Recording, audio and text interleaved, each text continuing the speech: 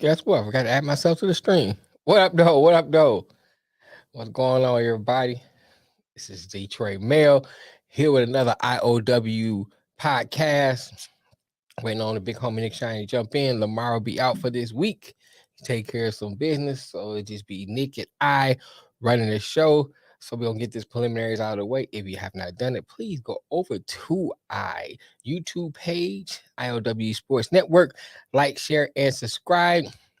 Tell your mama, tell your pa, even tell them folks over in Arkansas, the IOW Sports is in the building. And if you have not done it, also check out the big homie Nick Shine. He has his own Jets page, proud Jets fan. Also, Wildcard Mar has his own page, what's it called? Wildcard Chief page. And then we have the No Name Podcast for yours truly, the Lions page. So we have a lot of things going on. Also, big homie Nick, also, he is our draft expert. And we're gonna be talking about that today. Can I say this before I was thinking about this other day before we get really into the show, but the NFL has the game on lock. If you look at how the NFL all year is in the news cycle. All year it's a news cycle. I don't care what time of the year it is, there's always something to talk about the NFL. And then you look at the draft, both days are highly watched days. The third day, maybe not so much, but the first 2 days, people are watching the draft. And I think the NFL is king. And not just because I love football, but I'm just talking just from a marketing standpoint. The NFL is king. But we're gonna get more into that later. As you see scrolling across the bottom, that's all our information. So if you want to get a hold of us, you can get a hold of us, on Facebook. We got our own Facebook network page. So if you want to share something, you can go over to our IOW network Facebook page and share something. If you got a hot take you want to give, you can go over there and do that. Also, so now that we got our preliminaries out of the way, I was gonna wait for Nick to get in here. But I'm gonna start off with some NHL news. NHL playoffs is going on, and I know a lot of y'all, all of our people have not that watches our show don't really watch the NFL. I mean NHL like that, but I like to. I happen to like the sport. Hold on a sec. I'm trying to do 2 things at one time. That's Nick texting me. I happen to like the sport, and I have a friend of mine had got me into it. So anyway, and so I was watching. It's 3 storylines I think that's really big. Why does everybody text me one time? Give me 1 second, y'all. I'll try to take care of all this right quick.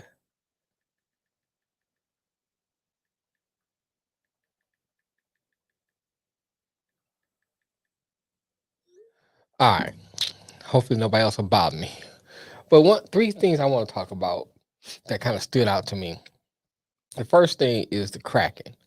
Kraken only been in the league 2 years, just 2 years, and they already in the playoffs. That's it. And it kind of reminds me of the Golden Knights. The Golden Knights, first year, win a Stanley Cup. And when it comes to that, I think the NHL is coming up. It may surpass baseball because you look at that storyline. I remember when expansion teams came into NBA. I'm trying to remember if I remember expansion team. Well, I mean, NFL, the Titans. Well, I guess you can't really call the Titans expansion team. If my mind, wish Matt was on here, he probably remind me. But NBA expansion teams, I do remember that clearly, and they didn't win anything. As a matter of fact, they phased out the Vancouver Grizzlies. It's now the Memphis Grizzlies, and what's the other team? It's Vancouver and Toronto.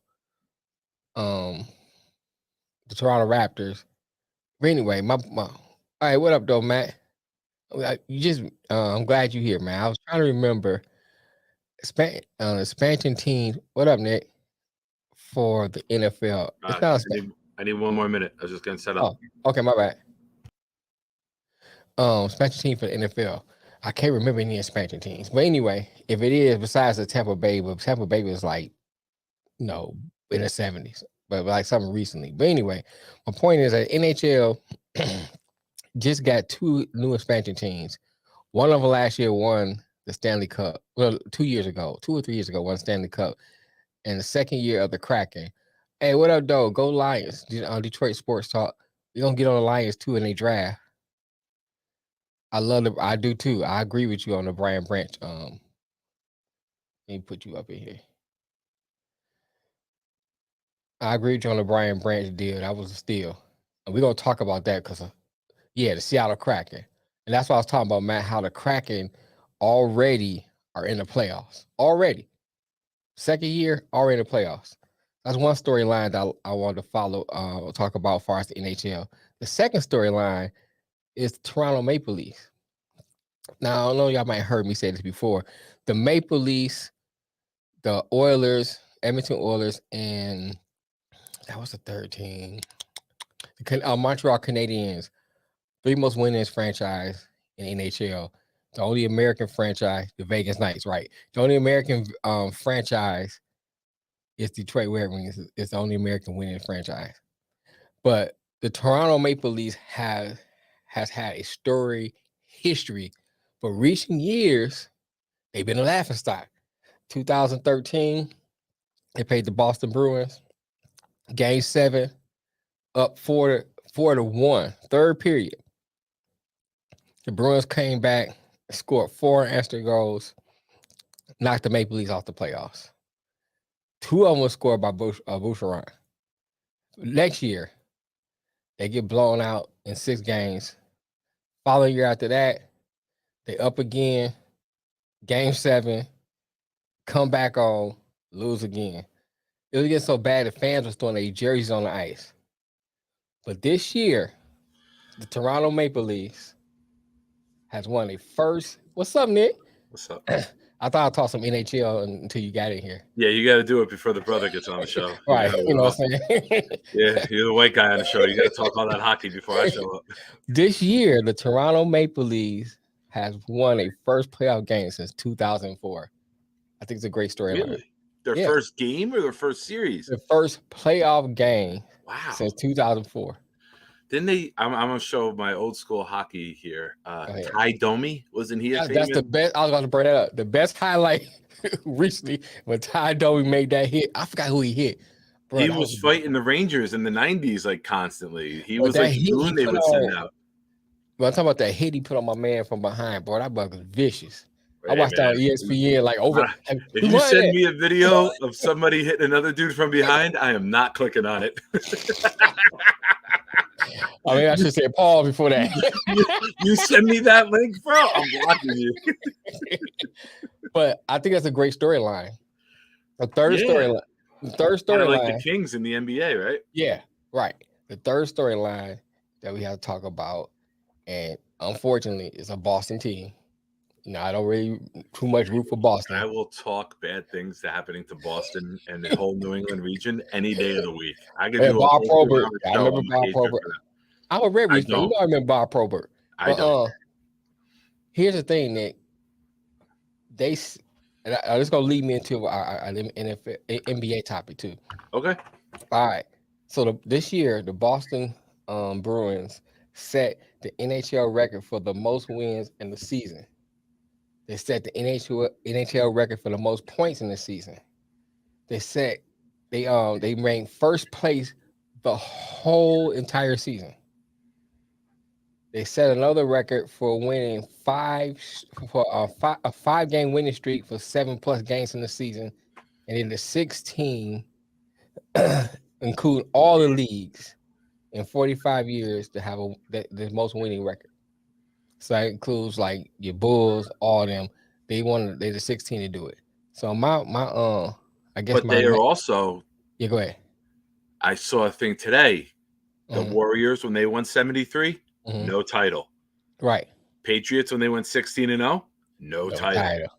That's my next point. The Mariners, when they topped the Yankees, no title. Right. And The then Boston Bruins got obviously, put out by the Florida Panthers. And I love that 2 of them are from the Boston area. That's good. I mean, it was. Here's the thing: I don't like Boston teams, but I don't like the people either. We can go further. We can go further than that. But I don't like I will say this though: by the bar, so I don't have to walk back. What the fuck is that? What's that even mean? I will say this though, Nick. I don't hate the Bruins as much as I hate the rest of the Boston teams, especially the Red Sox. I can't stand the Red Sox. I don't engage the fan base at all because I'm not a hockey guy, or else I probably would, right? Mm-hmm. But being a Yankee fan with the Red Sox, there's that hatred. Being a Jet fan with the Patriot, there's that hatred. Just being a football fan, there's the Tom Brady hatred and the Belichick hatred, which is separate from like the team and the fan base. There's multiple layers of hatred. But okay, now looking at that, Nick, how great is that compared to the rest of all sports' greatest records being set, as far as a team sport, as far as team? I can't talk too much hockey, so I'm gonna do what you're not allowed to do in court. I'm gonna do a whole bunch of hearsay and like just repeat like comments that I've seen or posts that I've seen. And somebody said that the Bruins were playing playoff level hockey the entire season, and everyone knows just get to the playoffs. And you see hockey more than any other sport. Lower seeds can come and win a title in hockey because you turn it up at the right time. Right. And they just said that the Bruins played playoff hockey from day one, and that's why their record was so good because everyone else was like, all right, you're going to do this all year? Good luck to you. And then you get booted in round one. So there might be some, like I said, it's not my opinion. It's something that I read. I don't know the difference between the regular season and playoff hockey. I will say this. I was frustrated because you know my take on hockey. Right. I don't watch it. But if there's a game 7 overtime, I'm in. Like I'm in like I was born in Switzerland. Like I am in. I am 100% in on overtime game 7 hockey. I think it's the best thing in sports. Extra holes at a major in golf, and then sudden death in NHL. Sign me up. I'm watching it, and I didn't know about it till it ended. Right. So I was a little disappointed that I got to miss the ending last night, but you know, thanks to the internet, you basically get alerts and see it as soon as it ends anyway. I'll say this though. I think one of the things I like about hockey, I like some of the tradition. I like the octopus when the Red Wings win, catfish on the who throws the catfish? Oh, you love the puss. Gotta love the octopus.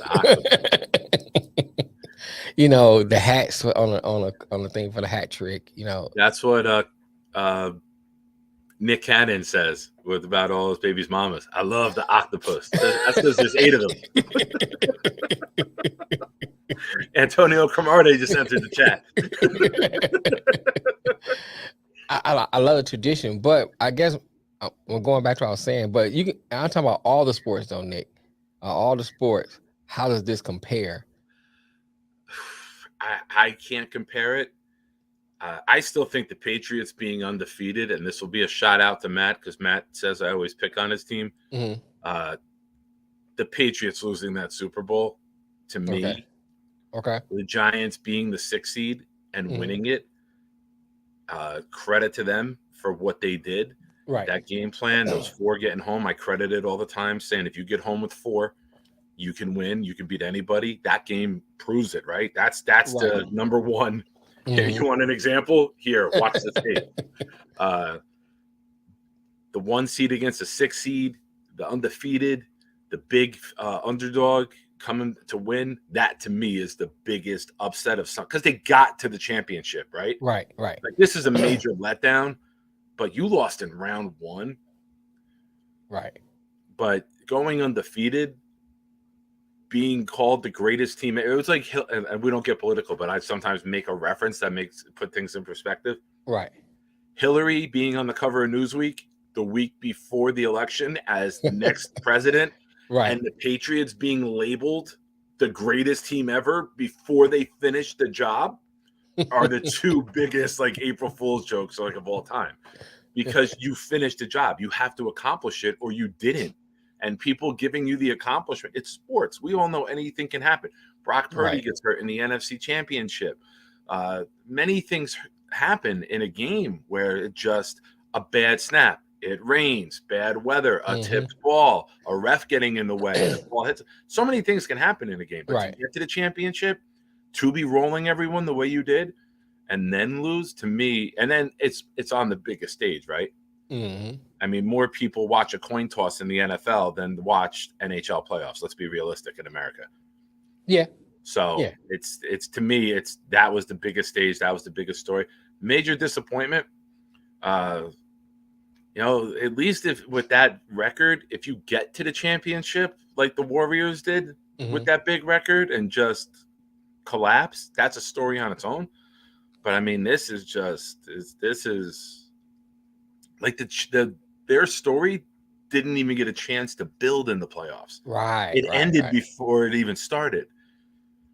So, like, if Michael Jordan and the Bulls got knocked out in round one, or the Warriors got knocked out in round one, right, you would totally dismiss them. You would totally forget about it, and you would like not even remember that it happened, unless you're a hater like me. Let me add another layer to it, though. Go ahead. So the Maple Leafs, I told you how they haven't won a playoff game since 2004. Most of their losses was to the Boston Bruins in first round. Didn't Florida beat Boston? Or Toronto? Who beat Boston? Florida? Florida beat them. Okay. Yeah, but I'm saying most of their losses was to the Boston Bruins, right? Oh, okay. They advanced to the playoffs. The Bruins have a record year and lose the first round. They kind of flip-flop. Oh, so Toronto moved on? Toronto move on. I forgot who Toronto beat. Good. Fuck them. Yeah. I forgot who they beat, but it's kind of funny how like they kind of flip-flop. You know, but I think those are three great storylines. The Kraken beat going second year, and they're in the playoffs already. No, the Boston that's thing. the Seattle team? Yeah, Seattle team. Good for them. Good for them. And just because I could never imagine what it would be like losing any franchise and losing the Sonics. Good for them. I mean, I don't know how big they are into hockey, but you know, good for them with that, I guess, because, you know, when you lose a franchise, that's devastating. I couldn't imagine. Like, I'm blessed enough to live in a major market where they can fund the teams and attendance and ratings and television is not an issue. Right. You know, you get into those smaller markets where it's a threat. Look at Oakland. They're losing everybody to Vegas. Bro, I was about to say they probably buying property in Vegas, man. Vegas up and coming. It is. Vegas is up and coming, bro. They about to have be baseball. Like a 35,000 seat.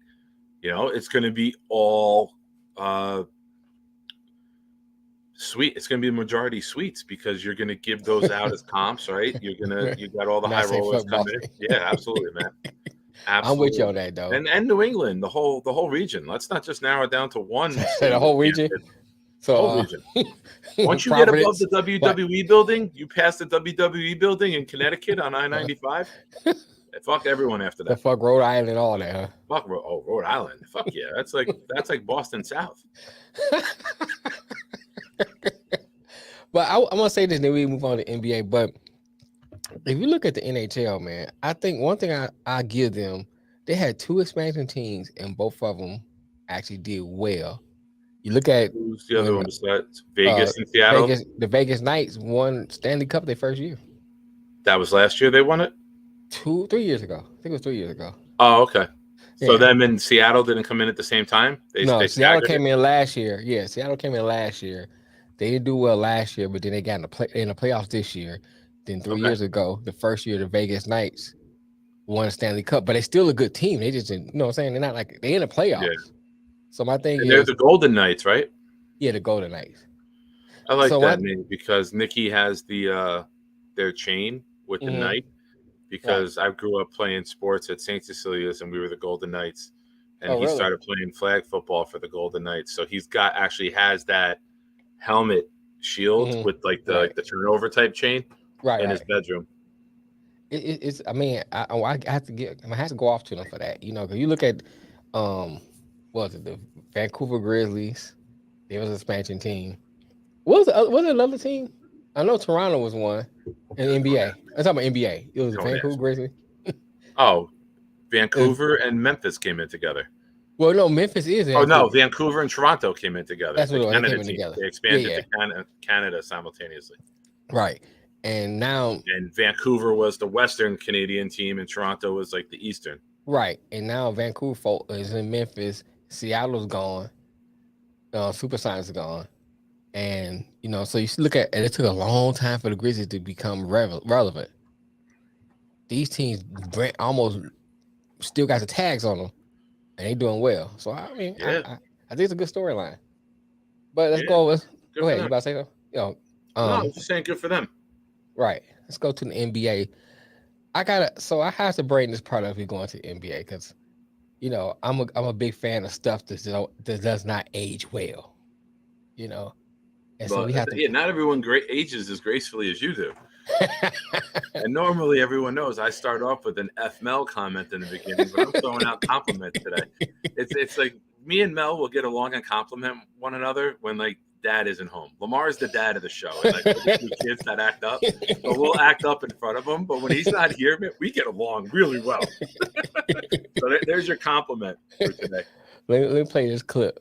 Who do you look at around the league as you're studying and say, we're going to have to run through them? Celtics. No one in the West? Nah, I'm fine in the West. That clip does not age well now. And so what do you think about, here's my thing, I say this. I don't have a problem with... Here's my response right here. Go ahead.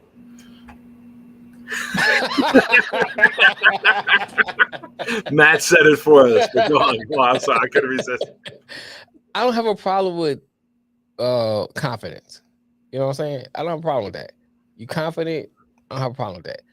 But I think when you have to show some degree of humility when you playing sports. Humility doesn't get headlines though, right? Yeah, you're right. It doesn't. However, now look how it aged.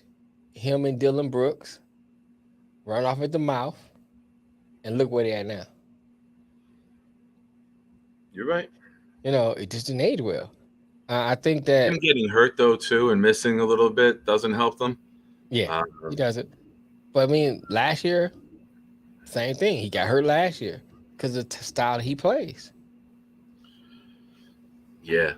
You can't just come. I watched some of the plays. Like the last time when he fell on his wrist, that was avoidable. That was perfectly avoidable. He didn't have to come to the lane like that. And I think John needs to readjust. I don't know if I want to say readjust. I'm trying to think of the right words because you don't want nobody to totally change their game. But it's some things he needs to fix and not be coming to the lane like that so you won't get hurt. Yes and no. Don't do that shit in October. Do it in the playoffs where you're doing anything to win. And right. Sometimes it happens, right? When you get up that high and you come down that hard, even though you're not the heaviest guy, you get up that high, you come down on your wrist and you're basically falling from 6-7 feet down. Right. Jump off your ceiling to the ground. That's like the level his hands are to where he hits the ground. Right. It is a like I said, you do that in October opening week, I think you look dumb. Doing it in the playoffs, I can't knock it. Okay. Because KD, Clay, we've watched guys' legs snap just doing simple basketball shit. Correct. So being aggressive and playing his style in a playoff game, I'm not mad at. It's just part of the game. Injuries are a part of it. They're part of life. They're a part of the game. So it sucks. As a fan and someone who wanted to watch the Lakers lose, I'm disappointed. Hate rules everything around me. Get the money. Dollar bill, y'all. Hate them all, y'all. So it's happened for years ago. Right. The Rays, right? Didn't they have the top record? I think so.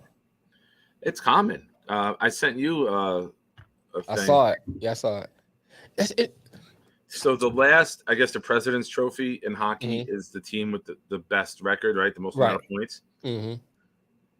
So 1, 2, 3, 4, 5, 6. The last 9 years, Panthers, these are all teams that won the President's Trophy. Panthers lost in second round.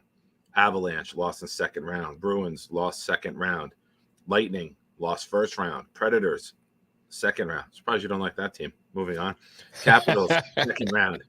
Capitals second round. Rangers third round. Bruins second round. And then this year the Bruins in the first round. So the last 10 years, whoever's had the best record don't really make it. None of them have made it to the finals. It is a kiss of death. It is, man. It is. So But- I mean, but with basketball, it's different. You know, you just got to get that chemistry. We've said it all the time. Mm-hmm. Come mid-March, early March, you start to play a different level. You got to make sure the rotation is tight. You got to make sure on the court communication is right. And the Lakers seem to be clicking, you know, and Yeah. it's somebody said that I forget if it was CBS or House of Highlights. I saw it on Instagram that the play-in game is showing dividends because the Heat and the Lakers came from the play-in Right. and both won a series.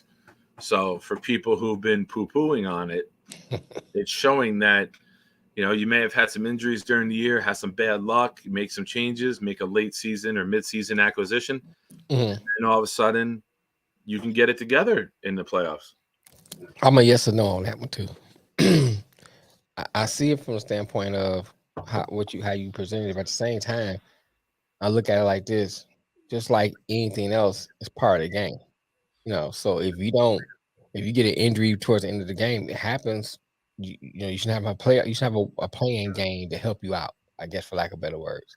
You know, you just missed the playoffs. See you next year. Yeah, you're right.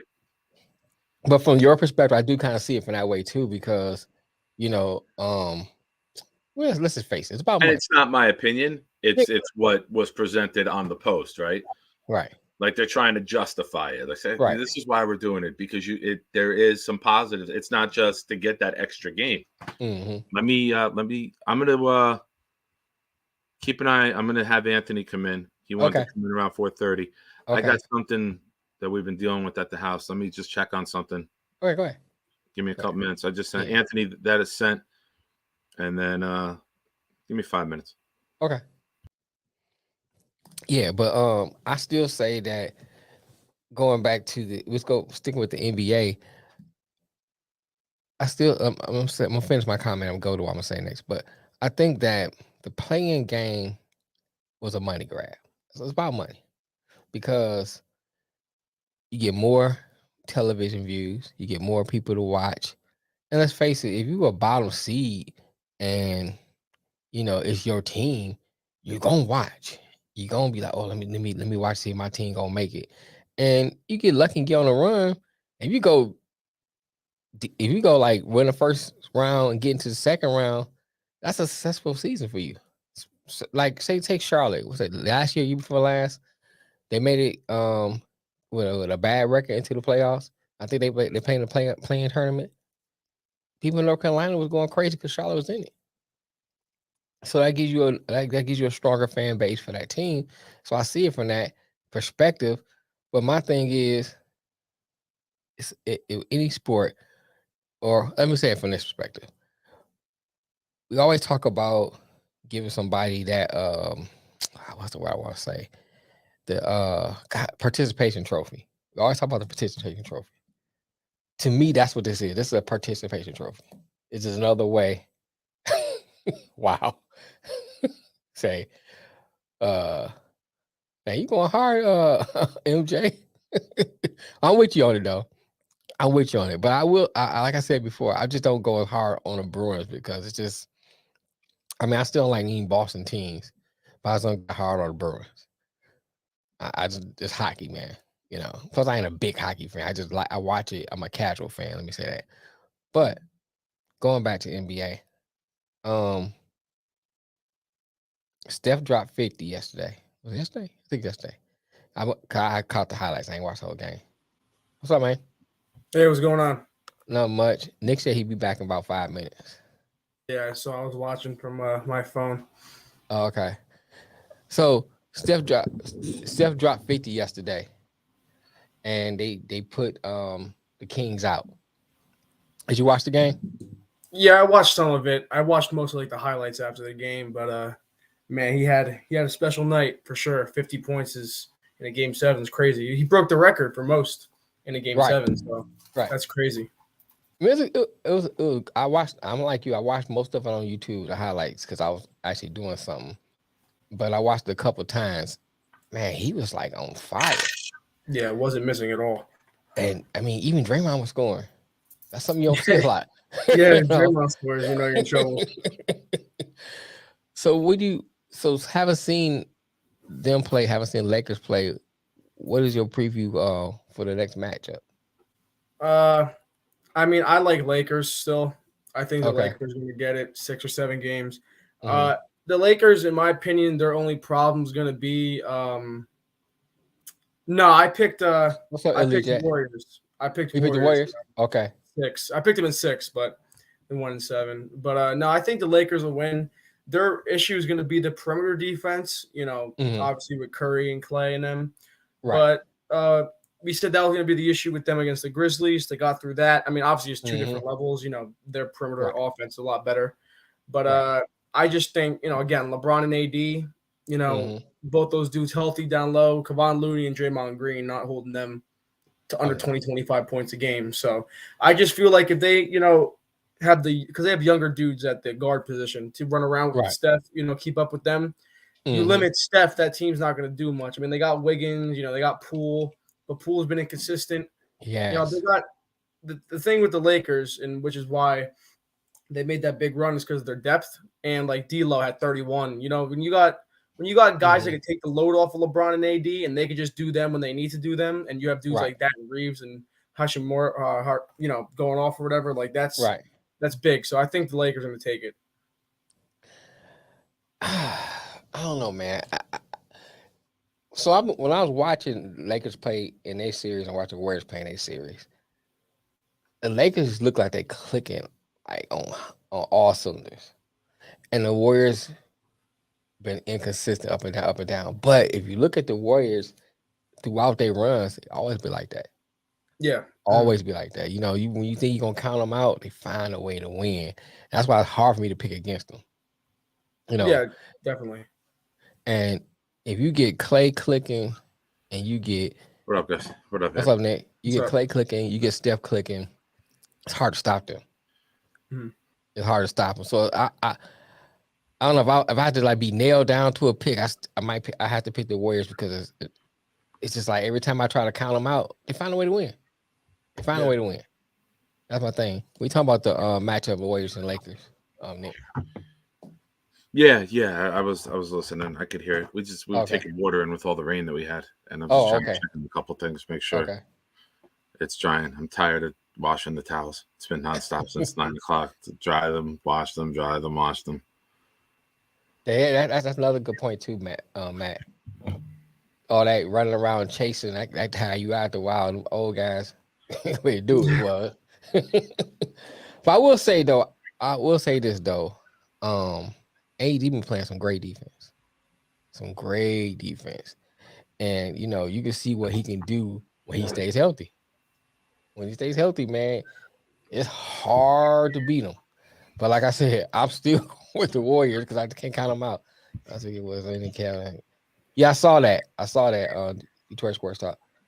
We're gonna get on football in 1 second. We got to finish the NBA. So what do you think, Nick? Who you got? Lakers, Warriors? I don't know. It's like my me. brain is spinning right now to try to think of the analogy. It's like, do you want your girlfriend or wife to leave you for a man or a woman? It doesn't matter. She's still leaving you. You know what I mean? Like, no good comes out of this situation. That's how I look at the Lakers and the Warriors.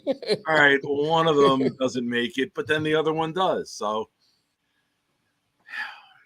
and then I'll talk about the gambling side of it if you don't mind. Like, I don't have a take or opinion on the series. Do you think, man?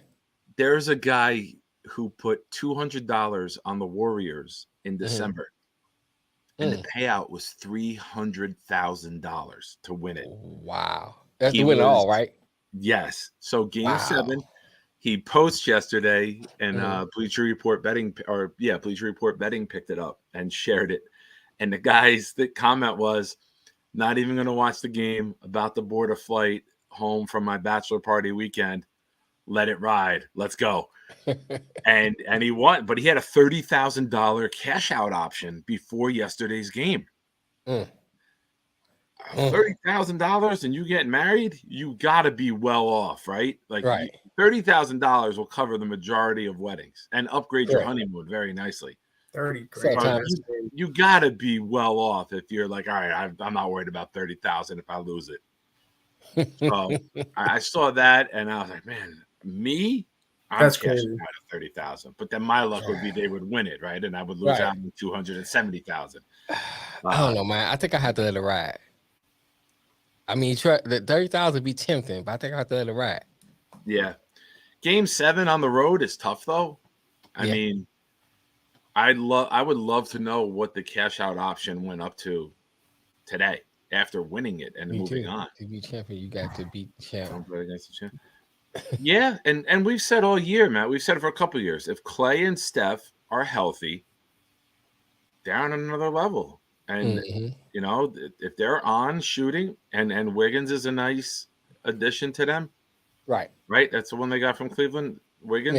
Yeah. Wiggins. And they got Poole, so they got some young athletic wing guys. Poole haven't been saying since the I Hitman. don't think the Lakers will beat them. I don't. You think I don't so? think LeBron don't have those 40, 15, and 10 games in him anymore. And you know, he don't have. I don't know. I just don't think they could do it. I mean, does Green I will get. punch somebody or kick somebody and get ejected and make the Warriors defense soft as hell for a game or two? I know it sounds funny, but with Draymond Green on the court, you have to factor in that this idiot might do something to get it suspended for a game or two. It happened in the King series. It did. It happened in the Kings finals series. with the Yeah. Cavs in 16. That's what allowed them to come back. Right. So, I mean, I don't know. Like, I'll put it this way. I'll be happy no matter who loses. And I'll be upset no matter who moves on.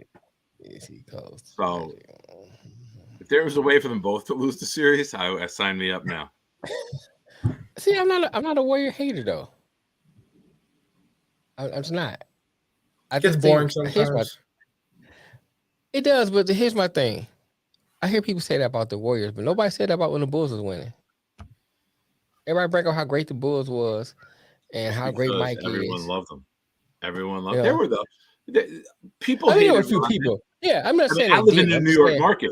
I grew Right. up in the New York market. You know, I was in my Mhm. teens. The Knicks fans despised them, but they didn't have Yeah. the platform to put that out, besides for the fucking bus stop. You Right. know what I'm saying? For school. I'm talking about going to school in the morning. Like the Knicks fans would be like so angry. Well, let me say it like this: when people bring up, because we had a discussion on here all the time, greatest dynasties and this and that. We always bring up how great the Bulls was, how many they won, blah blah blah. So for me, being a Pistons fan, Matt said it for me. Fuck the Bulls. You know what I'm saying? Being a Pistons fan, but at the same time, being a sports fan, I still had to give them their props. However, the same thing with the Warriors. I want to see somebody beat that record. I want to see somebody win 6. I just want to see another team do it. The same with Rocky Marciano's record. You know, he won 50 in a row. I want to see somebody win 50. I can't really. I mean, and I don't want to get down this discussion with Mayweather, but when Mayweather did it, is it really as great as? Because you know, a couple of his last fights were. Mayweather didn't even beat Cupcakes. He beat Cupcake Batter. They weren't even fully a cupcake yet with how early he defeated them. Right. Yeah, I'm saying his last couple He of didn't fights fight. was He kind of waited like. many years to fight Pacquiao in his prime. I do not view. I still view Roy Jones Jr. as the greatest boxer pound for pound I ever saw. Before he tried to elevate weights, right? When he was in his zone and before he tried to move up. Right. I never saw a better boxer than Roy Jones. Tyson was the most dominant. Roy was the best boxer I've ever seen. Right. Floyd was the best defense because he could tire you out by avoiding your big punches. Right. But I never still saw Floyd really being a knockout guy. And his early career, he knocked guys out. In his career, And then And he as was he got- so worried about getting 3 paydays a year, he didn't want to take the big shot and then push that back. Right. So it's hard for Especially when me. you got to pay all those people to read to you because you can't read all you want. you had to take a shot, didn't you? Oh, it's boxing. You got to take a shot, right? Right. We'll just put the show on mute and put the closed captioning on for him. He'll never know what the fuck I said. So I guess my point is, like, you know, anytime I see a record, I want to see it fall, especially if it's not my team. Just, you know what I'm saying? So, like, if the Pistons won 6 in a row, of course I want nobody to beat it. But since it's the Bulls, I want somebody to beat it. So that in comes the Warriors, the closest thing to it right now. So I want to see them win. Oh, wait. That's how it is. LeBron's got 4, right? Is Yeah. that 4? Yeah, he has 4. You're right. He's got 1 with the Lakers, 1 with the Cavs, 2 with the Heat. Yeah. That's not. Yep, And then that's right. Curry's got 4. Right. I mean, neither one of them are getting 5 this year, in my opinion. No. But it's an interesting debate, right? Like, who do you hate less? For us on the East Coast, it's who do you despise less? I don't ever want to see Draymond Green win anything else. Yeah, I like Pernell Whitaker. I think the Lakers are the lesser of the two evils when I factor in my hatred for Draymond Green. So, yeah, I remember that. I don't think I remember either that one of time. them win the conference. I don't see it. They're gonna have Who to you got beat with- the Nuggets because the Suns are gonna get washed by the Nuggets. Yeah. That game, that game 1, boy, they look dominant, man. Yeah, and the last game I watched in the West was the Super Bowl in Arizona. So I I mean, had no like, idea about the West and the NBA. And So- I'll root against the Suns because KD is a bitch. And you can show him this. He knows it. well, He's got no heart. He never wants to overcome anything. He wants to bounce. Who goes to the winningest team to just ride their coattails for a ring? And Well, then not you to bring your mention they buddies got to New York, and then things don't work out in New York, and then you want out of there immediately. And then now you like go to another title contender. Who's computing the East? All right. Listen, Jimmy, nobody's playing better than Butler. I'm curious to see what the ankle deal is, but Yeah, man.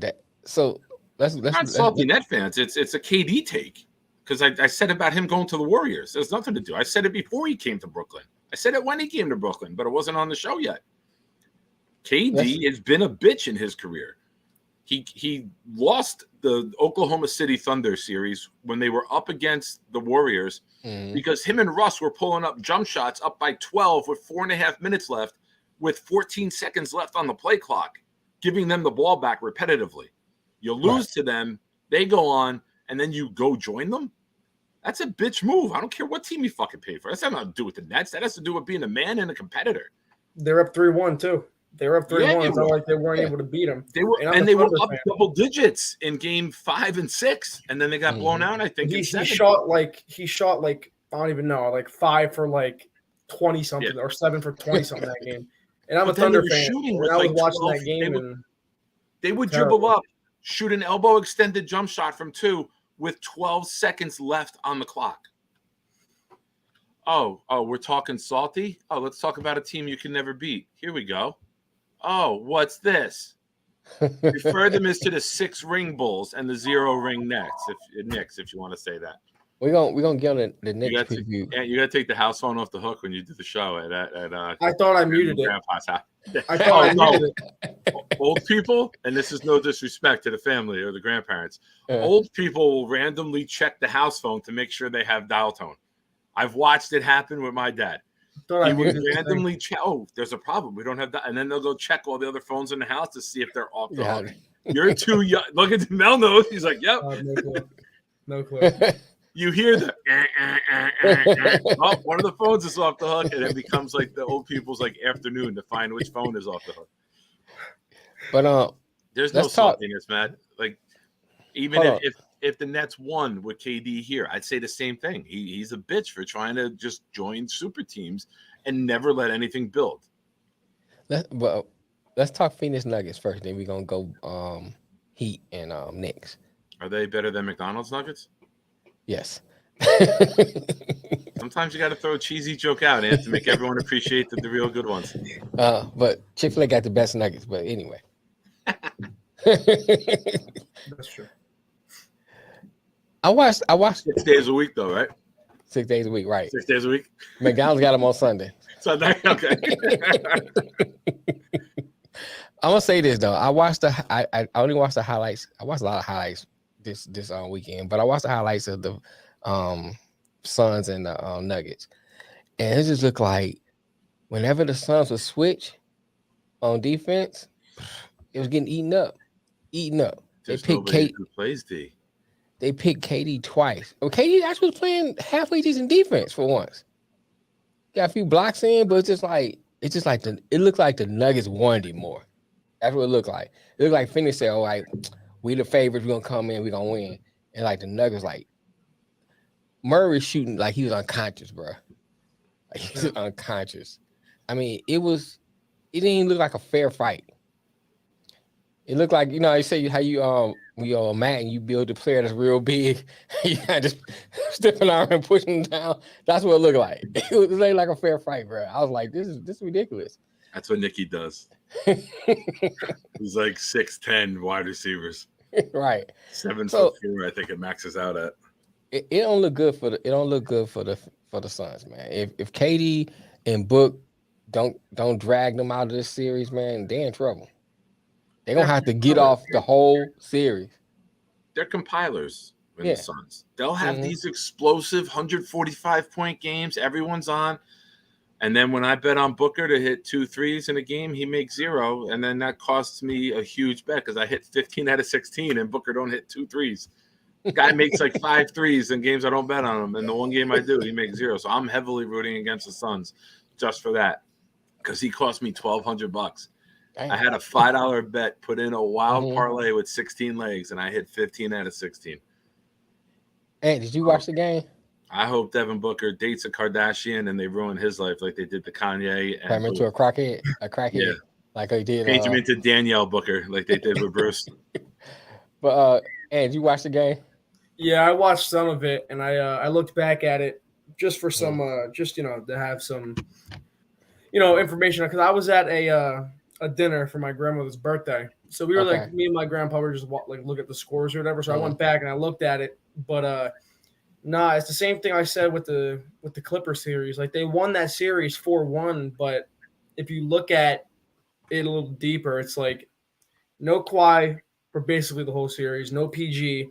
Westbrook's dropping 35 points a game over the last couple games, and it's like they don't play defense. They're not deep. If KD and Booker aren't giving you 40 apiece, you're not going to win a game. Right. And again, Ayton to me has really been a disappointment to the Suns after their little championship run. Because I mean, there was just a clip of him, and there's dudes fighting for a rebound, and he's standing under the basket looking at it, and it's like Jokic is trying to he's putting it back up 4 times, right? And Ayton's watching it, so it's like I don't think the Suns are the favorite at all, in my opinion. I would 100% say the Nuggets are going to win, and it's for things like that. You don't have depth, and then your guys, you're not a defensive-oriented team by any stretch of the imagination. Right. You know what I'm saying? Paul don't play defense. Booker don't play defense. KD has the ability to play defense. Like we were saying the last time on the show, those legs aren't getting younger, and especially with the injuries to his lower body, he can't play defense like that. Oh, wow. And then Ayton has the ability to play defense. Good point, Thomas. But he don't play defense, so it's right. They don't match up well against anybody, in my opinion. I don't think they match up well against anybody because of that lack of defense. I agree with you. I kind of said the same thing when I was watching. I'm looking like if they don't score, if Book and KD don't score, they in trouble because the Nuggets bench is a lot deeper than the Suns. So you're gonna have to play Book and Durant like a whole game, and then on defense play zone just to save the energy. That's the only way. That's the only chance you have to win. The only team that the Suns would match up well with is the KD, Westbrook, Harden, Oklahoma City Thunder because they didn't want to play any defense either. That would be a good matchup, right? But who's guarding Jokic? You gonna bring Ayton out that far away from the rim? Yeah, that's another thing. Okay. Then you backdoor cut everybody all day and attack the rim on the back end if he's not in the paint, controlling the paint. You know what's so amazing you're though? gonna put Durant on him away from the basket. Durant ain't gonna play defense and put effort in because then he's not gonna have the energy on He'll offense. get bodied by Jokic. Yeah, he Yeah. get body right. Yeah. Jokic is Jokic is gonna too- average like 35, 18, and like 11 in this series. This is just gonna be him. And it sucks that it's going to be on late. I'm going to miss most of the games because I'm an old ass man who goes to bed. But it'll be fun to look at the stat line the next day and see 41, 22, and 11. Do like I do is watch it on YouTube. Oh, yeah. That's what I do. Nikki told me that. My son showed me that. They play most And of the they game on only YouTube. show you every made basket. Mhm. Yeah. So We can while we're talking NBA, I got to bring this up. And Go this ahead. is not a shot at any team because I know how Matt gets in his feelings very quick if I bring this team up. But I was watching the Heat and the Knicks game yesterday. Well, go ahead. We go There ahead and was transition 7 to that. minutes and 30 seconds left in the Mhm. third quarter. And both teams combined had shot 51 threes Jesus.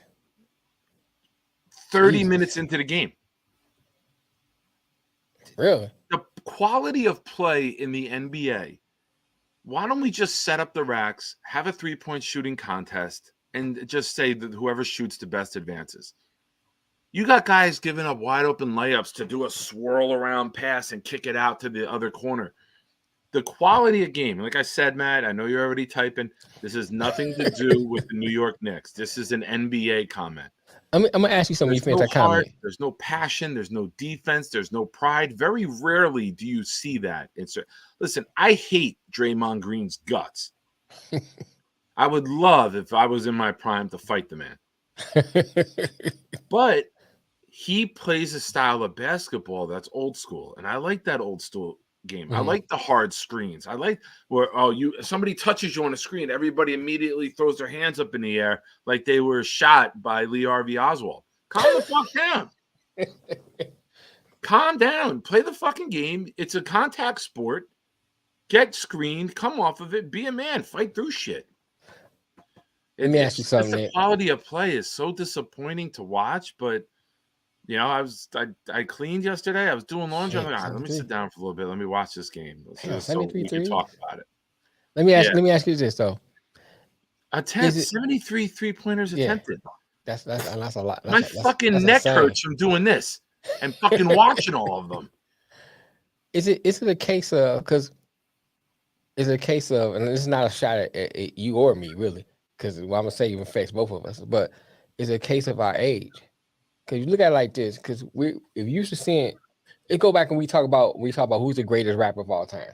A lot of us was named Biggie's, the old school ones. Oh, Machine Gun Kelly. Okay, fuck you, Nick. But anyway, I almost spit my own ice cube out when I said it. And I think is it because of we grew up listening to a certain type of music, so the new stuff just don't appeal to us. Same thing with when we talk about basketball, we grew up watching the same type of basketball. Is it the basketball is bad to us because we used to seeing a certain type of basketball, or is it basketball? Or is it just bad in general? Right. I've coached AAU teams. I've coached youth. I've coached CYO teams. Damn. I would pray that the other team would shoot threes Mm-hmm. because the percentage is low. I mean, the Knicks lost yesterday because they shot 21% from three and they shot 60% from the free throw line. Most of those shots, well, the free throws definitely are wide open with the rotations, like Matt just said. Mm-hmm. Why did Obi take 11 of them? Because he was open. And that's the strategy, is if you have the open three, take it. We'll take the volume and eventually we'll make some. Mm-hmm. Some days you don't. But if you shoot 43s as a team or 34, you only score 96 or 102 points, whatever the final score was. That's fucking pathetic basketball. Okay. That's pathetic. I don't care. Like I said, it's not a shot at a team. Right. It's guys are taught from a young age, dunk or three. That's it. If you can dunk or you can shoot a three, you're gonna get drafted, kid. Because we don't care about the mid-range jump shot. The Charles Oakley, and here you go, Matt. I'll give you a compliment. Charles Oakley, to me, is the greatest mid-range jump shooter in NBA history. You left Charles Oakley with a 15 to 18-foot jumper, foul line extended, that was fucking money. Right. Charles Oakley and Kevin Durant and Kyrie are the top mid-range jump shooters I've ever seen. Okay. It's a dead art. And people praise Kyrie and Durant when they do make those shots because nobody else fucking does it anymore. Yes, And I don't know, man. I can't get into watching it.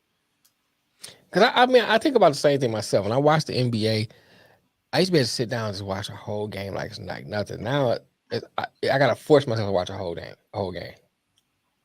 I have to sit down and force myself to watch a whole entire game.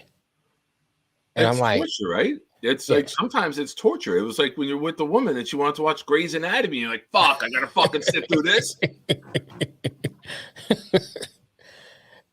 I don't know, man. I thought I'd throw that out there. I say I don't know if it's because I'm used to watching a certain type of basketball from back in the day, and that's why, because I don't like. It's like I don't like to get on a new and going back to the music analogy. I don't like to get on a new rappers because it's not my type of thing, But at the same time, it just sounds like garbage to me. Just do. Yeah. I mean that's my opinion. I And mean, Go ahead. when you go with the rappers, I think I told this story once. Mhm. I used to work at Optimum. I was a cable guy. And I would say about 40% of our techs, about 100 of us, about 40% were black guys. And they would talk about, and some of them were inner city guys, but we would always end up talking about like sports or hip hop. And me, I always navigate to that conversation. Mm-hmm. And then one day I was like, my favorite rapper is Biggie. Right. And then my buddy Talif looked at me and goes, you would say that. I go, what do you mean? He goes, that's not a knock on you. Mm-hmm. He goes, Biggie's entertaining. Biggie talked about the hustle. Biggie would have good beats. Mm-hmm. He goes, you didn't grow up like some of us grew up. Mm-hmm. Tupac had a better message.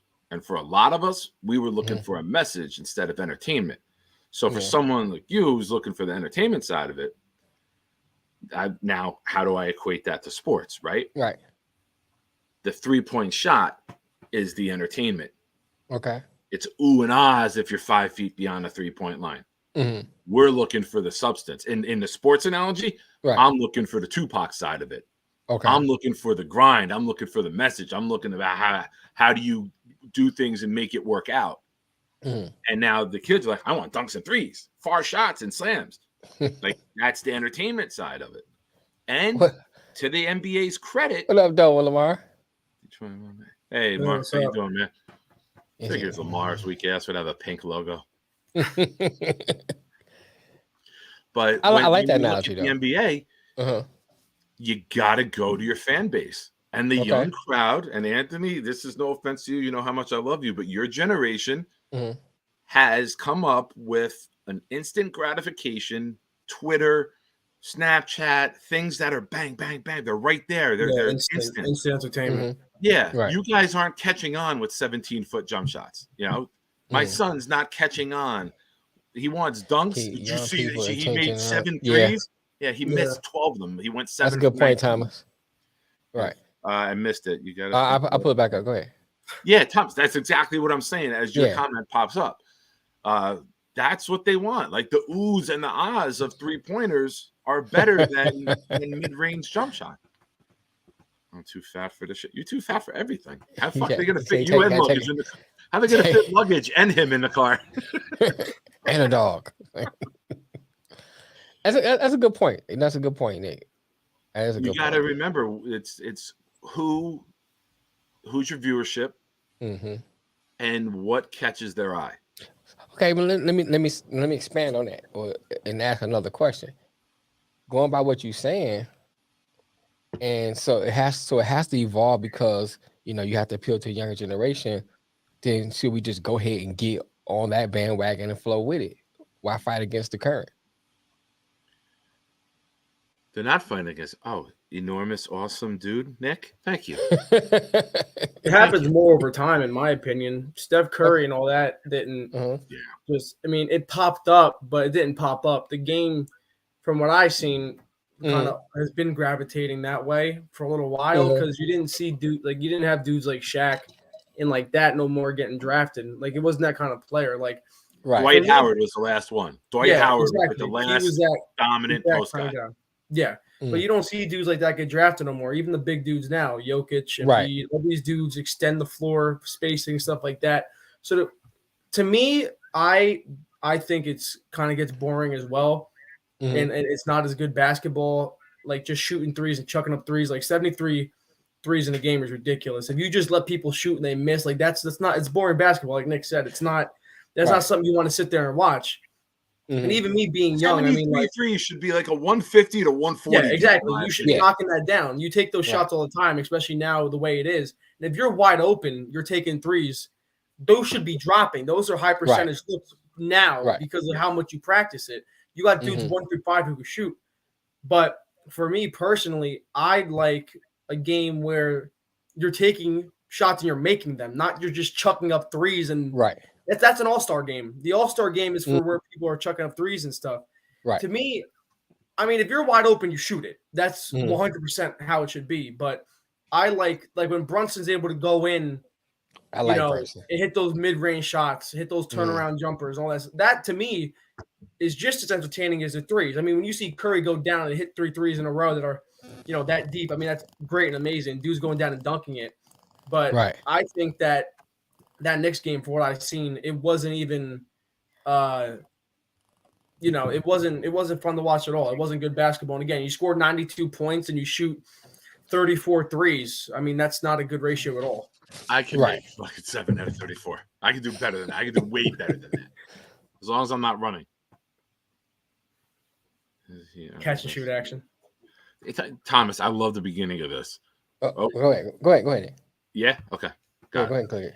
All right. You got to think the Knicks and Heat aren't the best teams in the East. They just have a spotlight because they are lucky to be where they are. It's coming from a Knicks fan. I agree.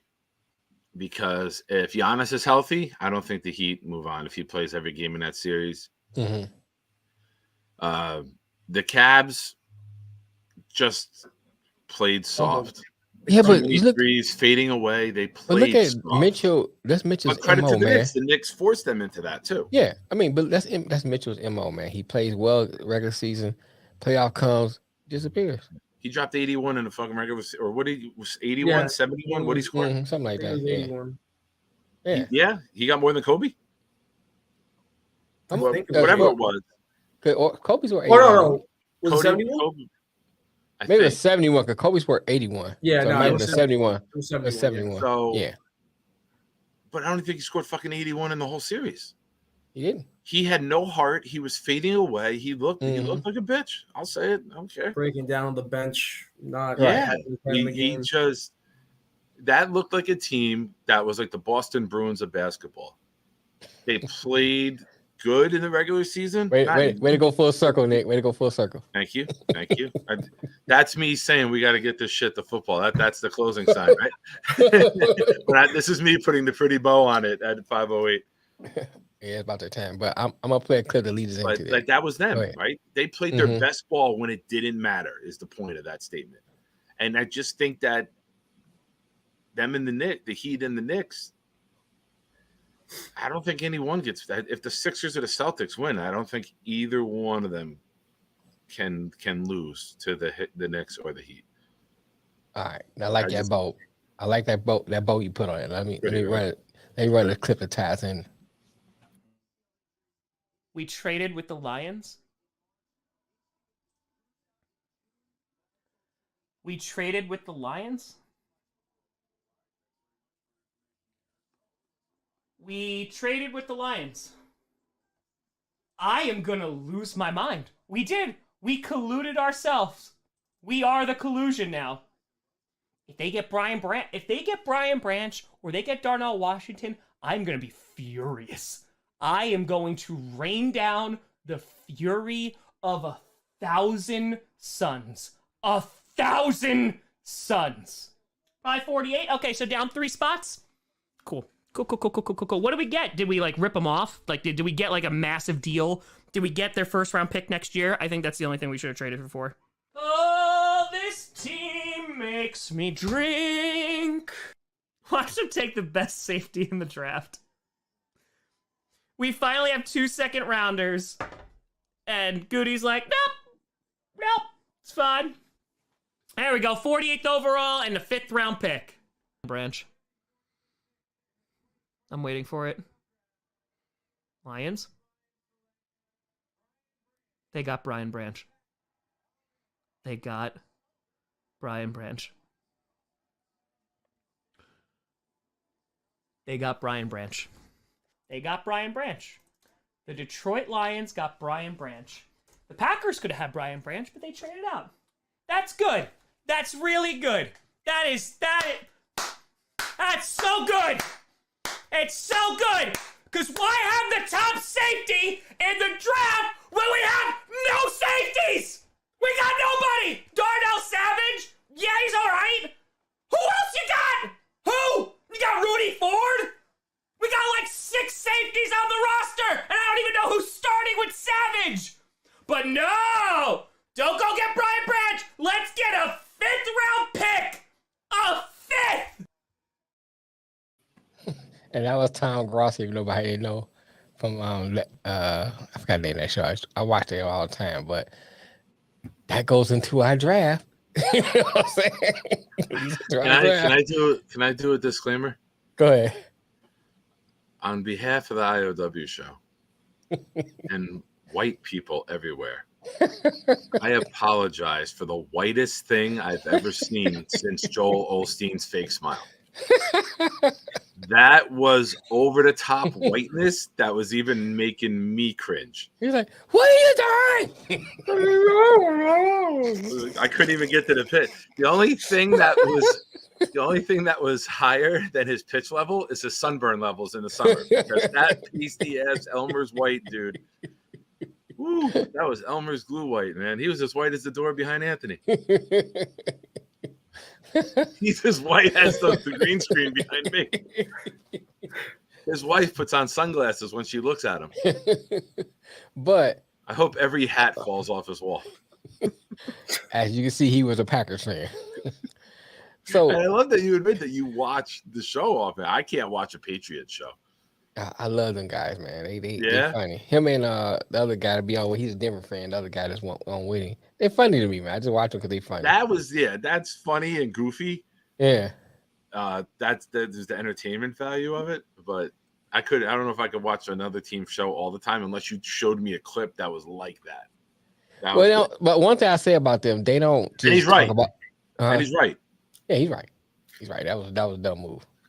First of all, you train within your division, and you didn't really get anything for him. And then when it's time for you to pick, instead of picking what you need, you let the team in your division pick one of the best safeties out there. That didn't make sense to me. And I'm You not don't trade trolling him. you with this statement. I'm not trolling you. Do you know No, go there's ahead. times I troll you? Yeah, This go is ahead. not a troll. Okay. You gave the Lions their only fucking good pick of the draft too, because I We're gonna thought, talk about that too. yeah, and I'm not trolling. I had No, to no. sit up to talk about it. And You're it's not the a only you one, Lions bro. fan, me attacking you. You're not the only one that said it. You're not the only one that said it. So That was their best pick of the draft, and you dropped it in their lap. you're not the only one. We're gonna get to our teams after let's go ahead and do the ones before that. Then we go to our teams. But Okay. what do you think was the head scratcher of the draft? I know it The was a lot. Lions and the Falcons taking running backs at 8 and 12. Okay. This is why you're Right, losing right. organizations. Mhm. You had a real good chance. You could have added Jalen Carter. Right. I think your team's better with Jalen Carter and next to Hutchinson and Swift and Montgomery than it is no Jalen Carter and Gibbs and Montgomery. You Right. basically lost 2 players to gain 1, in my opinion. Okay. So I thought that was bad. Yeah, I like the Giants. What the Giants did on Matt. We get to the who was good in a minute. Go ahead, Nick. I thought that the Lions really, really dropped the ball on a team that has been building it the right way. Mhm. If this was the Lions of the early 2000s, you'd be like, it makes sense. They do this shit all the time. But the direction that they were trending in to then drop this. And listen, Robert Salah said it. The Jets coach said it in a press conference this weekend. Mhm. What the hell are draft grades? He goes, I was with the Seahawks and we drafted Bruce Irvin, Bobby Wagner, Russell Wilson, and got a D. Wait 3 years and then drop your grades because nobody knows anything today. Yeah, you don't know. Right. You don't know. So I get that side of it. Mhm. But taking a running back early, And the the linebacker. last running back to be selected in the top 10 and win a Super Bowl with the team he was drafted by was Reggie Bush in 2006. Right. Leonard Fournette won one, but he won one with the team that he went to after the Jaguars. So you're better off getting the premium spots. And people who argue it want jerseys. They want highlights. They don't want to win. Right. So Which one are you reading? This one? yeah, Tom, you're right. I read that too, that the Jets were going to get Gibbs, and I was kind of surprised by it.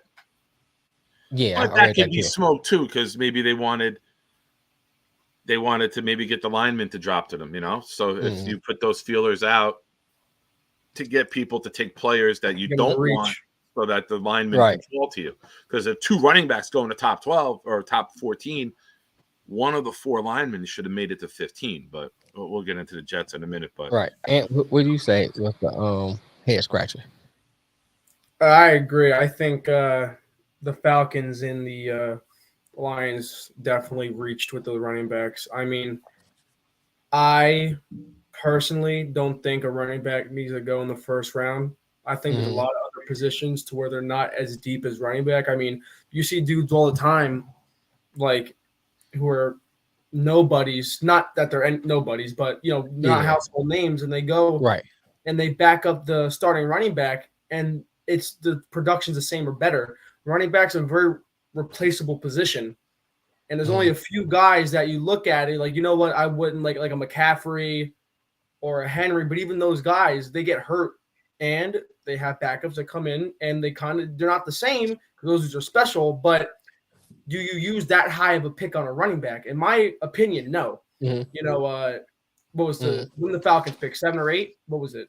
Around Something like there? that. 8. And then That was an 8. Yeah. the Lions, 12? I think that's very early for a running back. I think there wasn't, in my opinion, like that Packers one was bad, but there wasn't too many like really, what are you doing? In my opinion, that first round especially. But I just think the running back position is something that you don't really do that. I feel like you said, I'm surprised how low Carter had went down. I think even the Falcons, taking Carter over, Robinson. I mean, I know you have your running back room's a little thin over there with Patterson, but Patterson had a great couple games this year where he really, did his thing. So draft Algier Who that? last year, 2nd round or 3rd round. Oh yeah. Aggelier, whatever. Yeah. running back. Yeah. He did. Yeah. So I mean, I just feel like I know they built up the defense, but I don't know. I feel like Carter would have been a lot better. Like you said, the same thing with the Lions. Mhm. I feel like that's a much better team than taking the running back. Because, I mean, you had some running backs there. I mean, Swift, like, you traded with the Eagles for what? In my opinion, I feel like you keep Swift and just draft a different way. I feel like taking the running back there was kind of dumb. And then also how they lowballed Jamal Williams, and lost him. I mean, like, I'm happy because the Saints got him for a good deal. But, Right. running backs are a position to where you only pay a certain few guys and you only, pick that high for a certain few guys. And I don't feel like it was necessary whatsoever. Right. And I'm not picking on you. No, go ahead, do that, man. The Trust me, I ain't heard it all. Jack Campbell at 18. I mean, I didn't see many mocks where he went 1. Thomas brought up Emmanuel Forbes going ahead of Christian. Yeah, I was about to speak on that, but go ahead. I mean, those are 2 head scratchers. The Chargers taking Quentin Johnson before Zay Flowers. You already got 2 big-bodied wide receivers in Mike Williams and Keenan Allen. You should have got somebody to complement them like Flowers. Yeah. What is the other one? He said Gonzalez. I mean, I thought he For would the go Patriots, high. I think that go ahead, was man. I know you perfect. got questions you want to ask. I don't want to get my ADD and just go all over the place. You ask your draft questions, I'll answer. But I'll anything you Speaking don't. of Thomas, though, I think that that was a good pick for New England. And that was a Bill Belichick pick right there. Getting Christian Gonzalez? McCaffrey. Gonzalez is going to be a fucking superstar. I'm saying that was a good pick. That's for one New of the England. best picks of round one. Yeah, Trading I think that back was a good- and still getting Gonzalez. I think that was a good pick for New England. I thought it was- nailed Gonzalez at 17. I just thought the Steelers were going to take. Oh, I got to mention that. You know what I got to bring up. I texted you. Mel Kiper has been doing the NFL draft for 40 years. Really? It's been that long? This was his 40th draft. Damn. He got one pick correct. Really? Nick Shine of the IOW Sports Network released his third mock draft, and I had 4 players and teams matched up, and then I also had Gonzalez at the 17 spot, which would have been 5, right? So it's very hard even for the elite guys to do it. I just want to say he's got better hair, but I had a better draft than Mel Kiper. Let's just put that. He likes out pumpkin pie. I can't give him that's something we can promote, right? Like, you know, Yeah. Mel Kiper likes pumpkin pie. I'm gonna have T-shirts next year with like an awful guy with an awful hairline and a silhouette, and said, "I outdrafted Mel Kiper with this hairline." But I mean, it's really tough to pick. You know, things are. Will Levis falling to round 2 was also a really. That was a hair scratch. It's the way, but it's the way the draft went, though. You know, sometimes when it starts off a certain way and start flowing, it pushes guys down. You know, I mean, so now we say that. What was one of the moves that was shocking or great to you as far as the draft? I think Levis falling to round 2 is the biggest. But I also think now it allows him to enter the league with less pressure, because when you're a number 1 pick, you're a top 5 pick, a top 10 pick, you come with that pressure of you have to fucking deliver. Now you're in round 2. I don't get the Titans plan. You know, Jay was on the show with us from the Man Cave. He was on the show with us around 2, and they it's all about sweet potato pie. But go ahead. Oh, sugar-free Cool Whip is the bomb, man. That and frozen grapes. It's my new ice cream. It's like as close as I can get to something sweet. Anyway, now that I'm hungry, Levis fallen. I don't get Tennessee's plan. Yeah, you took Malik Willis last year in the 3rd. Now you take Levis this year. Like, why wouldn't you do more to? I don't get their plan whatsoever. Jalen Carter falling to 9 isn't a surprise. I mean, we all knew why he would fall to 9, right? It wasn't the player. Kind of surprised with the Bears. Yeah, I was gonna say that. There was rumors about them taking Jalen Carter at 1. I wonder why they didn't take him. They had opportunity to take him several times. I just think maybe it might be the character issue. They had him off the board. Philly wanted to jump, so they jumped, and then you get more picks. I thought the Arizona Cardinals put together a textbook on how to work the draft and trade down, trade back up. They get Paris Johnson. There was rumors about them taking Paris Johnson at 3. I mentioned last week that Kyler Murray spoke out about him at a statue unveiling at Oklahoma, and said, "I would love to have that guy at left tackle protecting me for years to come." They moved back, got such a haul, they were able to go back to 12 and then up to 6. Still come out. Now they have Houston's number 1 next year. Arizona could end up with the number 1 and 2 pick next year. I didn't know that, Thomas. Potentially move on from Kyler Murray, draft Caleb Williams, and draft Marvin Harrison Jr. 1 and 2. That would be nice. Or that you would could be nice. sell off number 1 for a massive haul next year, move back a couple spots, and then come up with Bauer, the tight end from Georgia, and Marvin Harrison Jr., and give Murray some of the best weapons we've ever seen enter the league. Not that I want to get into the 2024 draft so quick, but they put themselves in a great position with these trades, though, where you got to look ahead, because that's going to be a part of the final judgment on this draft is what they pull with it, right? Right. Nolan Smith falling shocked me. Yeah. I'm going to mention it now because it fits with what we're talking about. Will McDonald he's got longer arms and he's a better rusher than Nolan Smith. But they're the Iowa same State, size. right? Yeah. I mean, he's got real long arms. He forces fumbles. They played him out of position a lot because they play a 3-3-5 and they were playing him in the 4-eye over the tackle, which is like a Trey Flowers, a big physical, like Richard Seymour type of role. And he was 228 playing that role in college. Right. So he was being played in a system that he did well in it. He still became a number 1 pick with it. Right. Just not to get too schematic and bore everybody, but they had him playing a position that usually reserved for 2 guys 275. Right. You know, like somebody big like Hutchinson you put there, Trey Flowers, Richard Seymour, big muscular guys who can play inside in the inside gap and outside gap. Right. He was doing it.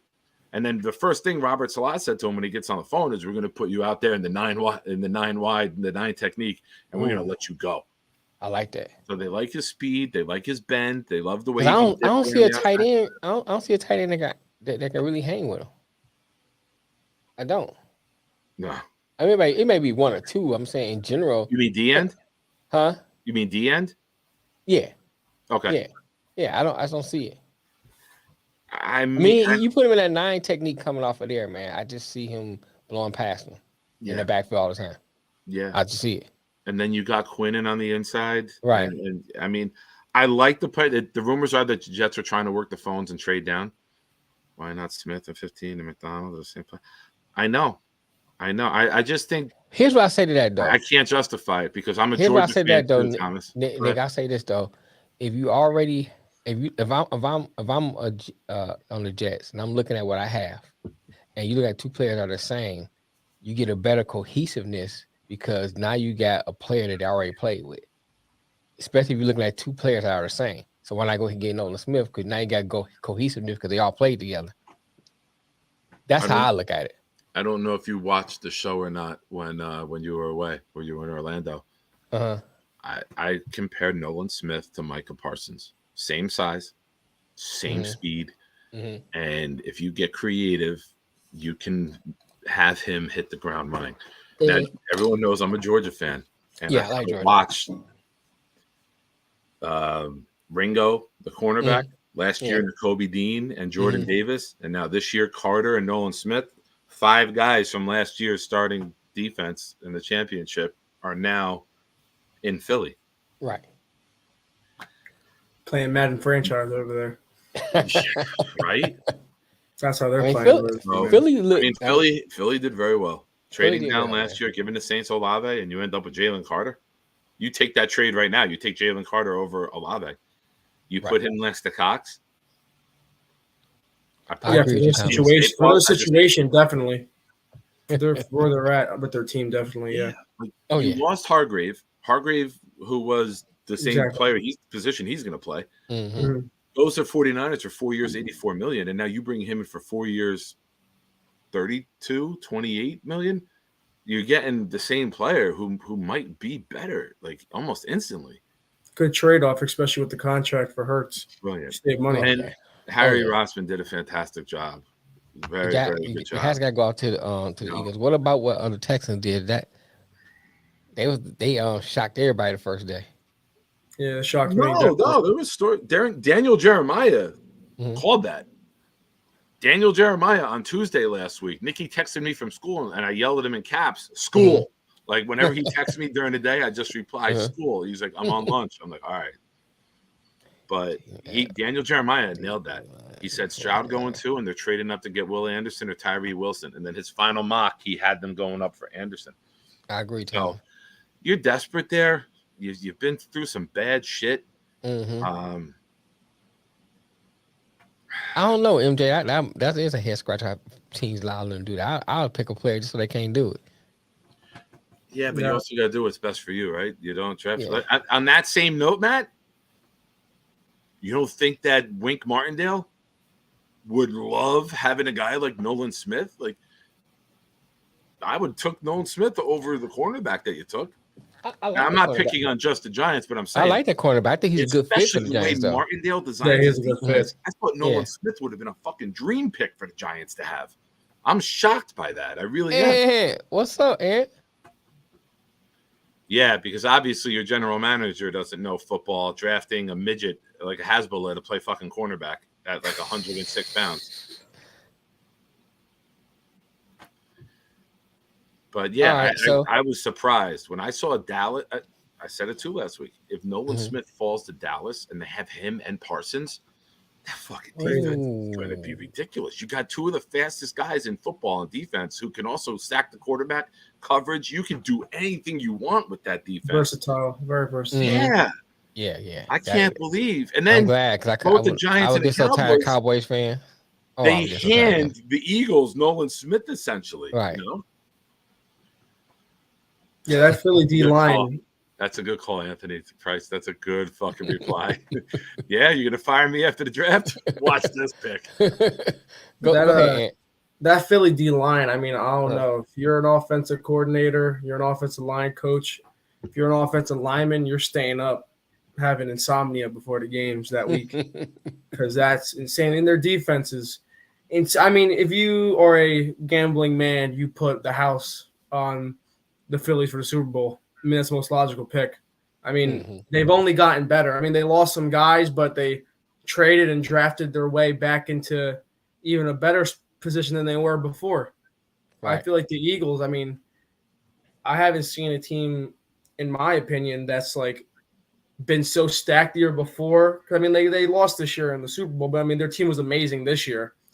And to go into the next year looking just as good or better than they did in the Super Bowl, to me, that's crazy. You know, they're in such a good spot for now Right. in the future, especially with that Hurts deal. They're just looking like they're going to be a team. They're going to be a powerhouse for a little while. I agree. All right, Nick. Yeah, they're building it nicely. So what do you think about your Jets, man? What they did?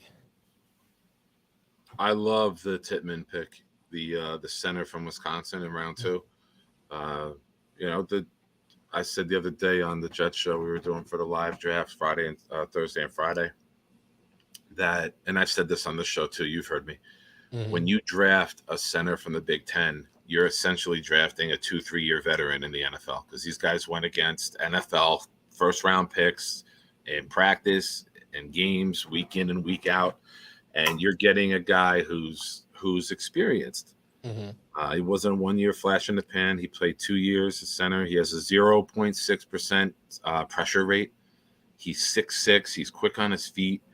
You know, some organizations are blessed at certain positions. Yeah, right? I saw that. MJ.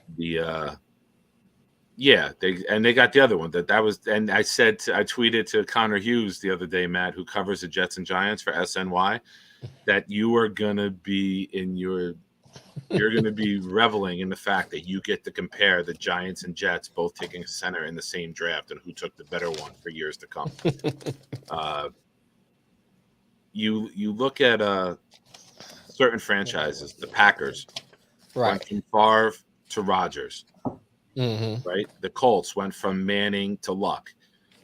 Certain positions like Niners from Rice to Owens, like they just are blessed to have like that no loss at that position. And some of them, like Favre to Rodgers, get even better. You know? Chiefs too. Smith to Mahomes.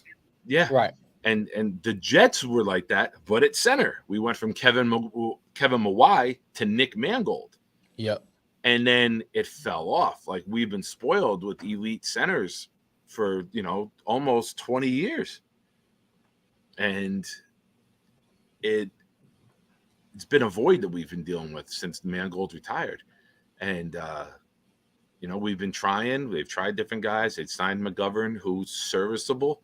But to go get that center that you know you can plug in and he's probably going to play for a decade, I think is a huge box to check. Because once you get the center, number one, you only need one of them, right? Right. And, you know, it's not like it's wide receivers where you need multiple or linebackers.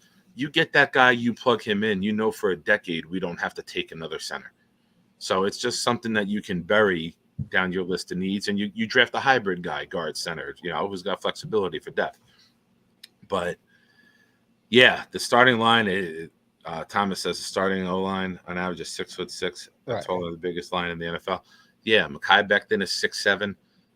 Depending who the right tackle is, Dwayne Brown is up there in height. AVT is 6'4" or 6'5". Tomlinson's 6'4" or 6'5". Well, we got some big boys.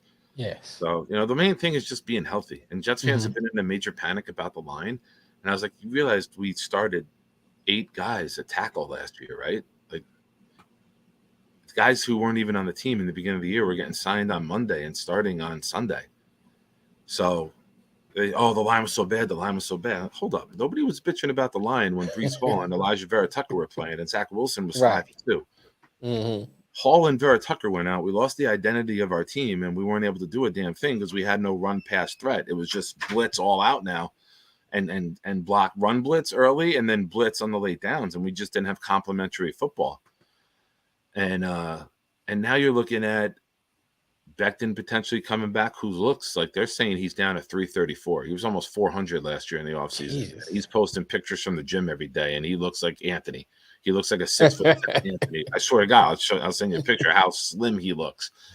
Anthony Price, Anthony, right Anthony on the show here, and they you get Vera Tucker back, who was playing like an All-Pro last year and started at 3 different positions: right guard, right tackle, left tackle, and before getting hurt in Denver. You draft a center from the Big Ten who should win out. Tomlinson from the 49ers had a down year last year in his first year, but with everyone around there being healthy. Just here to boo Nick. All right, what's up, man? Appreciate it. Who is that? Is that Boney? Right? Is it? I think that's Boney, man. How many freaking names you got? Boo, boo, boo. Shouldn't you be celebrating your anniversary with your boo instead of worrying about me? I got to look at the names backwards because Bones comes in and you got to read the shit backwards in case it's like a hidden message that activates like a sleeper cell or some shit. Oh, Scroggins? What's his last name? Am I saying it right? Oh, yeah. Boo me. Boo your fucking GM, bro. He's a Packer fan. That's Mel Scott. Okay. What's up, Mel? I didn't recognize with the big glasses. Yeah. I thought that was Boney homie, trolling. I gotta remember too, like, and I say this with love, but let's be real. You know it better than I do, and you're gonna laugh and you're gonna acknowledge it. Black people never put their real name on YouTube. They use like street names and other shit. Like, how the fuck am I supposed to know who you are if I don't know who you are? The alphabet people might be listening. Wait, what? The alphabet people might be listening. My coach, Coach TJ, Anthony Jaden's dad. Yeah. Me and Nikki, we ran into him at Harold's Deli, and I was like, I thought you were on vacation. You were away. And I go, what are you doing here? Yeah. He goes, oh, you don't know how black people roll? We don't post pictures when we're away. We wait till we get home. He goes, we don't want nobody to know we're not in the house. Right. Like, come and try to rob our stuff, man. So same thing here, right? Like, you don't know who's watching, who's looking at. But yeah, getting back to the draft, the line will be healthy. And the most important part that nobody is mentioning about the Jets offensive line, we finally have a quarterback who will do something we haven't had the last several years: get the ball out on time, make the right reads and checks at the line, call the hot routes, do the hurry up when they're making a substitution, get the free 5 yards. You know, control. He'll have control over the offense, calm everybody down. No one is throwing anything at Rodgers he hasn't seen before. Even Belichick, he's gonna know the shit that Belichick. Oh shoot! Password to the alphabet crew. Nice. You factor that into the offensive line play. When you have someone like Zach Wilson and Sam Darnold who didn't have weapons who were getting open, first of all, then they're making poor reads, then they're holding the ball too long because they don't trust what they see.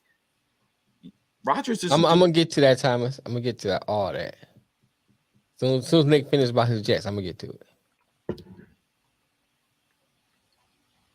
That's the running back the Jets got, right? Mm-hmm. Oh, that kid can fly. That kid can fly. That with him, McCole Hardman, Brees Hall, and Garrett Wilson, we got 4 guys who are all under 4.39 in the 40-yard dash. We got guys that can fly. I mean, now we're being watched. You don't think that whoever's watching you knows your secrets? If I know them, they know them. You think so me? So I'm not as panicky like Jets are like, oh, we need a tackle. We need a tackle. Calm the fuck down. There are many teams in the NFL that have starting tackles that are very good who weren't drafted in the first 2 or 3 rounds. You trust your scouting. You find guys deep in the draft. That, you know what winning teams do? They find starters in round 4, 5, and 6, and guys who can contribute, have low quality. The Packers have done it for years, right? You find guys that fit. You scout them. You find scheme fits. Most importantly, you stay with the same scheme year after year, so you're never trying to do the overhaul. Look at the Steelers. They find guys all the time that come in late and they can plug and play. So I like that we're having some continuity with the GM, and now we're going into year 3 with the coach, and it doesn't look like he's going anywhere anytime soon because he's a big he's got a lot of support here with the players. But it's going to be interesting, right? Like, you had a top 4 defense, and you had no offensive identity after Hall went out. And what did you get? You still had a defense that gave up 18 points a game in this day and era in the NFL, and they were on the field a lot. So now if you get a mediocre offense, we were 5-2 with Zach Wilson. I know. So I would call that mediocre to under mediocre. Put respect on his name. Too Swan as a dog. Yeah, we're definitely going to cover that topic, Thomas. We got to talk on that.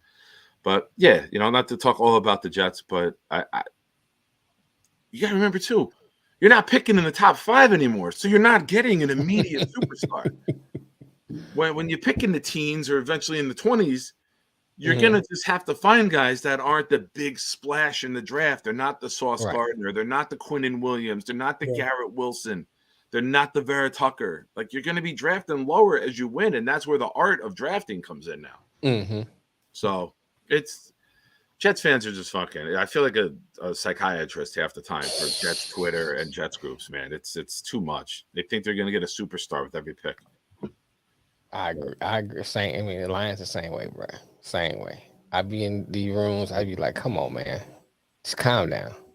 Now, I'm going to say this. Oh, no, they have a right to with this draft. I honestly, and I'm not picking on you. Like, this didn't match last year's draft. Last year's draft was a fucking grand slam. I came on the show, and I remember saying to you, as much as I want to kill the Lions in the draft just for to have the good content with you, Hutchinson and Williams, Great draft. Great.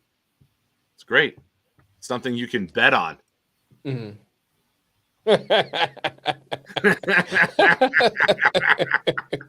6 games. Yeah. Is it 5 or 6, Mel? 6. 6? 6. Okay. So I'm gonna say, go ahead. You about to say something? Yeah, I'm confused by the Lions. Go ahead. We'll kick it to you for your team, and then we'll hit it. So I'm gonna say that when I first saw it, I was kind of pissed. I was like, what the hell are they doing? Because you're looking at, you see, they draft Gibbs. I'm like, okay, good player, but why you drafted him? Why you didn't get Tyreek? Why you ain't get Jalen Carter? I mean, I kind of understood because I kept saying they're not going to get him because of the character issues, but whatever. I'm like, you get the best player available. Because if you put him on this team, what you already have, he's the best player available. You got an awesome defense. Plus what you got in free agency. Your defense is improved. But then when I look at the totality of it, and I kind of listened to Brad Holmes and what he said in the press conference, I don't feel as bad as I did when I first watched it. And I'm going to tell you why. You look at when he first was drafted, I think they wanted Will Anderson. He was off the board. Then I think they wanted Bijan after that. He was off the board. So then they was like, well, we're going to go for our next player that we want. So they got Gibbs, who I think at that time, they knew it was getting rid of Swift. So they got his replacement. They needed a linebacker. I did like the move more once the trade went through. Yeah. And, of course, the Eagles traded for him because he went to Georgia. Right. And then Brad Holmes said Philadelphia Bulldogs. Right. Then Brad Holmes said this in his press conference. I didn't draft him as a running back. I drafted him as a weapon. And then that made more sense. And then Jack Campbell, eh, he wasn't the linebacker I wanted, but they needed a linebacker. You look at all the needs that they need; they filled every need that they needed. You got Hendon Hooker. They needed a good backup quarterback. Then they went and got Adrian Martinez from Kansas State. So now you give it to Nate Sudfeld. You got Adrian Martinez. You got Hendon Hooker, and you got Goff who played well. You got. I'm thinking. I'm trying to look at my list. I had to write it down.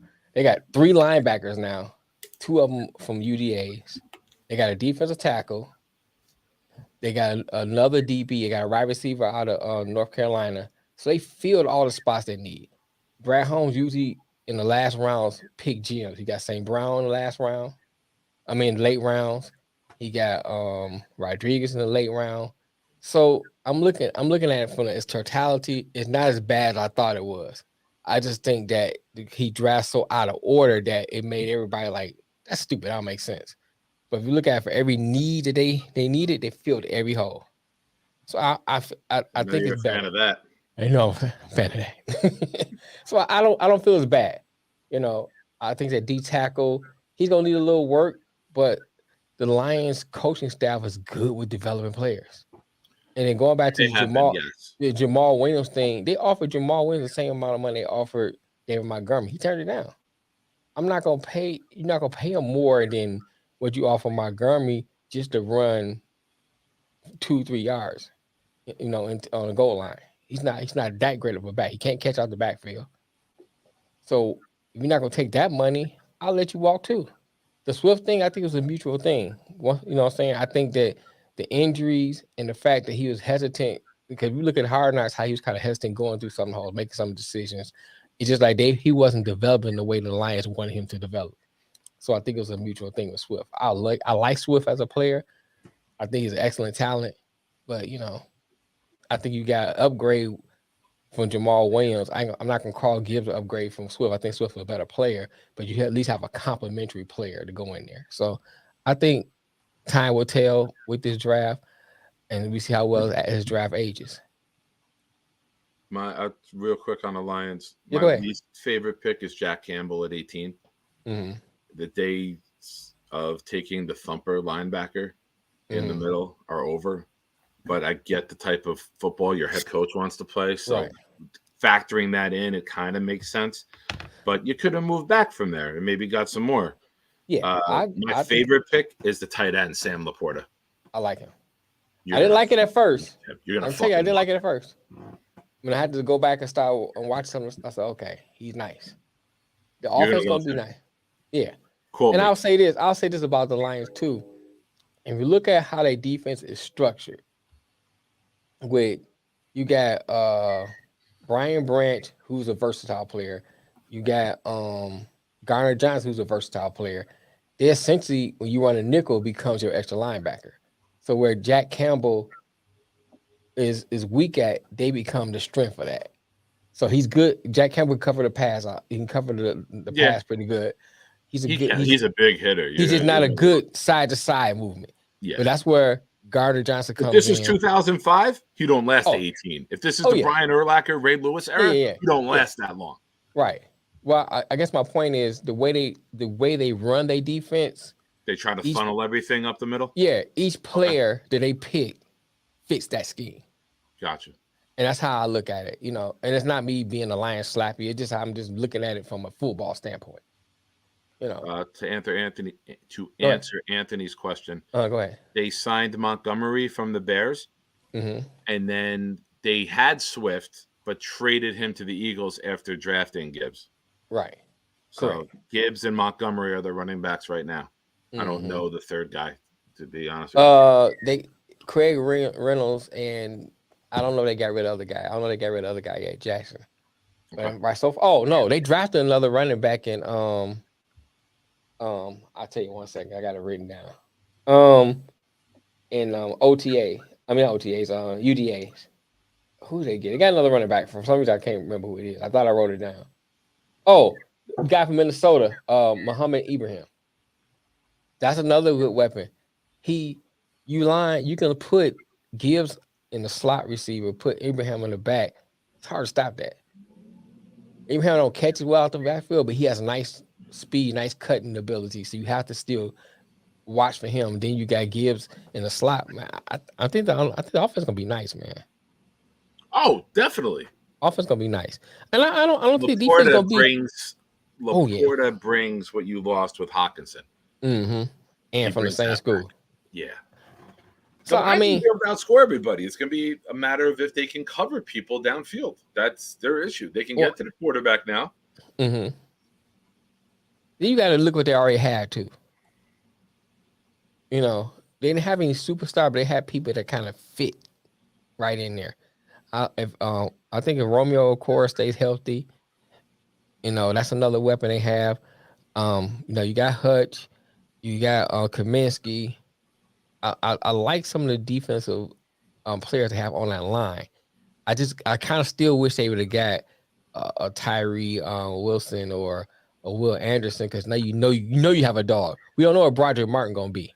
He's a big guy, you know, he can plug and stuff to run, but we don't know what he's gonna be because he played for Western Kentucky. That's my only kind of notch right there. You know, if they can develop him and get his technique together, he could be a good player. And you got him and Liam McNeil right next to each other, I think you're great. Yeah. But he's a question mark. He's a wild card. Agreed. Yeah. And what about you, man? Yeah, so I'm a Saints fan. For me, we kind of just had like a little low-key draft. You know, nothing big happened. You know, not really, you know, trading. I know we traded one pick in the middle. But Right. no, I like how we got first 2-round defensive linemen. That's what we needed, you know, losing some guys there and some guys like the guy we drafted from Houston last year, the year before, you know, hasn't really done much, been injured. So I wanted to take D-line, so I'm happy with that. We had another running back, I know, in the 3rd round from TCU, good little back. That's a nice little backfield we have now with Williams, Kamara, and him now. I like might lose time for suspension for the show. Yeah, exactly. So that was I think it was a good offseason in drafts with us for getting Williams and Miller here. And Williams obviously has a great deal. We're not paying him basically anything. So right. I think that was good. And then I like the guy from Old Dominion, the tackle we got. He gave up no sacks this year. Nick nice. Savagirelli. Yeah, it's Nick. Yeah. Traded up for him to take. I wanted him in round 4 for the Jets. Yeah, I think that was the one traded trade up. made. There was 4 trades before day 3 started, which is unprecedented. Usually you wait to see who's available and who's on the clock. So, but yeah, I know. I love that pick. We need some guys. I mean, we lost Armstead, previous to last year to the Dolphins. So we had some definitely some spots to fill in the O-line. Then we just got. I know we got quarterback from Fresno State, you know, we had some spots to fill, you know, on the team. Like we didn't make a big splash anywhere, but then I like the safety pick from Minnesota. You know, we got some old safeties there with Matthew and Marcus May.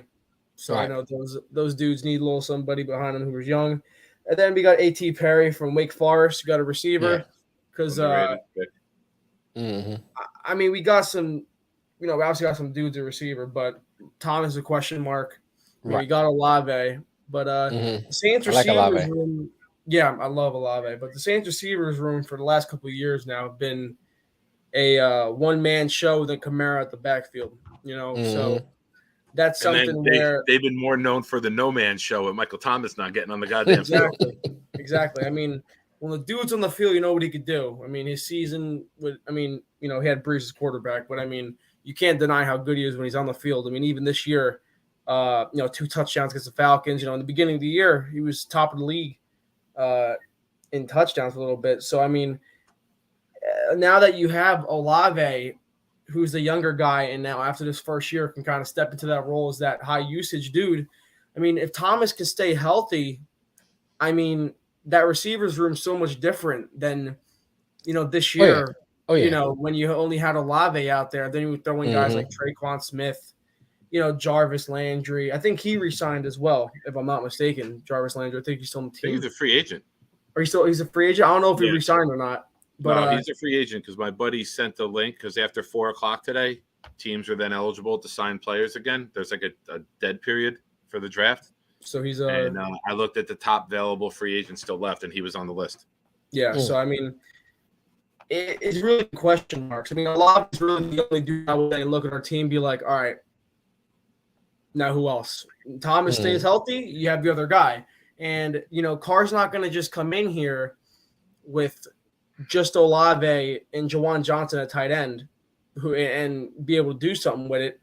I mean, Kamara, didn't have the best year last year compared to previous years, but I mean, the offense in general looked terrible. We looked terrible on offense this year, and our defense, who's actually pretty good, looked like crap because of how long they're on the field. Same thing with the Jets.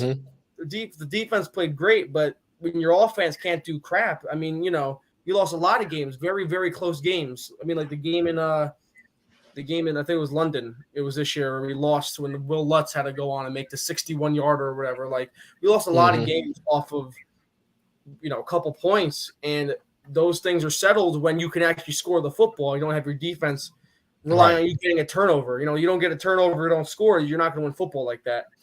So I'm glad with the defensive lineman and the offensive lineman and the running back we took, but I don't know. I think it's really going to come down to the receiver room this year because we got the upgrade we wanted at quarterback. You can say what you want about Carr, but Carr is a pretty solid quarterback. I'm happy with him over Andy Dalton, obviously. So, we'll see what happens with Allen, Dennis Allen now in his second year coaching. Right. But yeah, I mean, I like the fact that also we were able to restructure some contracts because we were looking terrible with cap. I mean, our cap was the worst in the league, probably by far. So, I mean, restructuring dudes deals like Thomas, Kamara, Cam Jordan, doing that gives us now for the future a little bit more, wiggle room when it comes to signing guys because the way the Saints have structured their team after Drew Brees left hasn't been very well, in my opinion. So I hope that this year kind of we're moving back in the right direction. Definitely, I think the Panthers and the Falcons made some good moves, but I think that I think the Saints could definitely win that division. I feel like there's no reason they can't. Yeah, I mean, They I feel like there's no reason they can't because the Panthers and Falcons made some moves, but they were young teams, So I think the Saints could definitely win that division. Do we go far in the playoffs? Probably not. Probably get bounced first, second round. But I think we're definitely in a better spot going into this year than going into last year, 100%. Right. Let me ask you a question. Go ahead. Knowing how I'm a little surprised by this because the mocks I did that went 2 rounds. We did one on the Big Jet Show. Up to number 43. I had the Saints second round pick twice. I had them taking a tight end, knowing how Carr had the success with Waller and knowing that he loved throwing to that tight end in the middle. Now, I'm very surprised you guys did not draft a tight end with a good tight end class.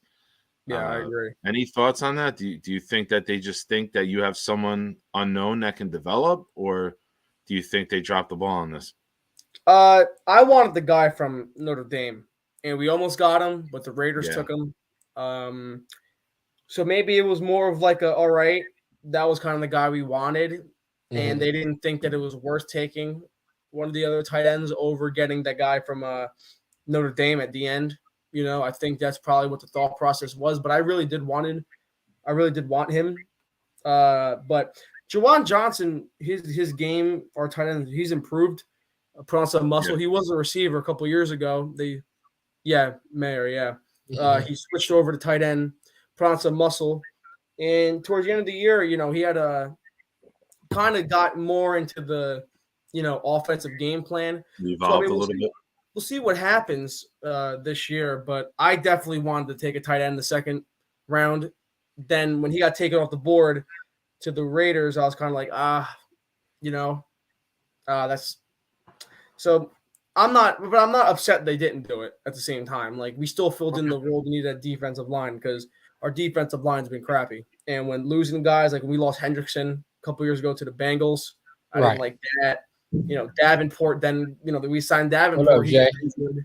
We got the guy. Things Peyton Turner's name is from Houston a couple years ago. He hasn't done anything. He's been hurt. So it's I love the D-line picks. The combo of Yeah. Rasee and Foskey. Mhm. yeah. And then That's also obviously very- we have Foskey's underrated, man. He's a bull rusher. His strength with his hands and his power to impact the lineman on his hands. I saw a clip of him from the Senior Bowl, Mhm. and he popped Darnell Wright in his chest. And Darnell Wright, the first tackle off the board, Right. went flying backwards. Yeah, so I think he's got good power, good speed, great use of his hands. He's going to be a nice pick. You're going to like him, I think, pretty quickly. those two, and then obviously Cam Jordan. Right. Our D line's a lot better now. Now we have Yeah. more of a up front to help out Demario Davis and Werner, who had like great years again at linebacker. But Who part doesn't of that need it? is Demario Davis has been in the NFL like since you were born. we We drafted in the him Jets like for a years while. ago. He's in the We Jets for a while. drafted him. Yeah, he was with the Jets twice. Yeah, He was with the Jets. We traded him to Cleveland as part of the I think the Mark Sanchez in 2009. We traded him to Cleveland as part of the haul to move up from 17 to 5 to draft Sanchez. yeah. and And then then he he came came back back, when he's on And then Adams. we let him go again. He's been a Saint for like 8-9 years now. Yeah, he's great. He's great. He's fantastic. I wish he was a couple years younger, so he had a little bit longer. But he's great. Besides Fred Warner on the Niners, I think he's definitely one of the better middle linebacker, field Mhm. general in the league on the defensive side. So, Yeah. and then we got some guys. We got obviously Lattimore, Alante Taylor, kind of got to step up this year. Paulson Adebo, and then you got Matthew and you got May. So, I think our defense is looking a lot better now. I definitely think it's looking a lot better now. I had said for a while about Michael Thomas that it's possible that it would be good trying to shop him around before the Yeah, I draft. said that last year. Did Try you to see shop his him cap around. hit for next year yet? It's Say again, Nick? Did you see his cap hit is $69 million next year? Ridiculous. Jesus. It's ridiculous. The Jesus. Saints So have kicked the can down the road Yeah. so far with the cap that eventually they're going to get burned. I had said that I think it would be a good idea. I love Michael Thomas, favorite receiver. I love him. One of my favorite players. But I had said to try to shop him around. Some teams might need a receiver. You might not get too good of a deal for him, but the clear cap space. Because we're really not in a position to where, we're winning the Super Bowl. We're not in a position where, we can win it all this year. Yeah. And we're one piece Mhm. away. So I feel like he's got to play like an animal this year. He's not going to be. And I feel like even if he has a decent year, the Saints might shop him next year in the offseason. I think it's a very good possibility that if he has a good year, they still don't keep him just because, Yeah. now his stock is up compared to it being low like it is right now. Great receiver, but if he was still playing like he was when he won Offensive Player of the Year, you might be able to justify it. But he hasn't played in how long now? Like it's ridiculous to be playing a man. It's damn near the Kenny Galladay thing for the Giants. And he's paid even more than that. You're giving him millions upon millions more than that. So I think that even if he plays well this year, if we don't do nothing as a team, I think he can get shopped around in the offseason as well. I think that's a smart move. That's a smart move for the 100%. Saints. I Save all agree. that money. It's a lot of money. A lot of money. A lot of freaking money. Jesus. All right, Nick. You Yeah. got any go ahead. Let me throw a quick question around the board for both of you. All right, go ahead. Now knowing that the teams they're on, give me your early picks for offensive and defensive rookies of the year. Ooh.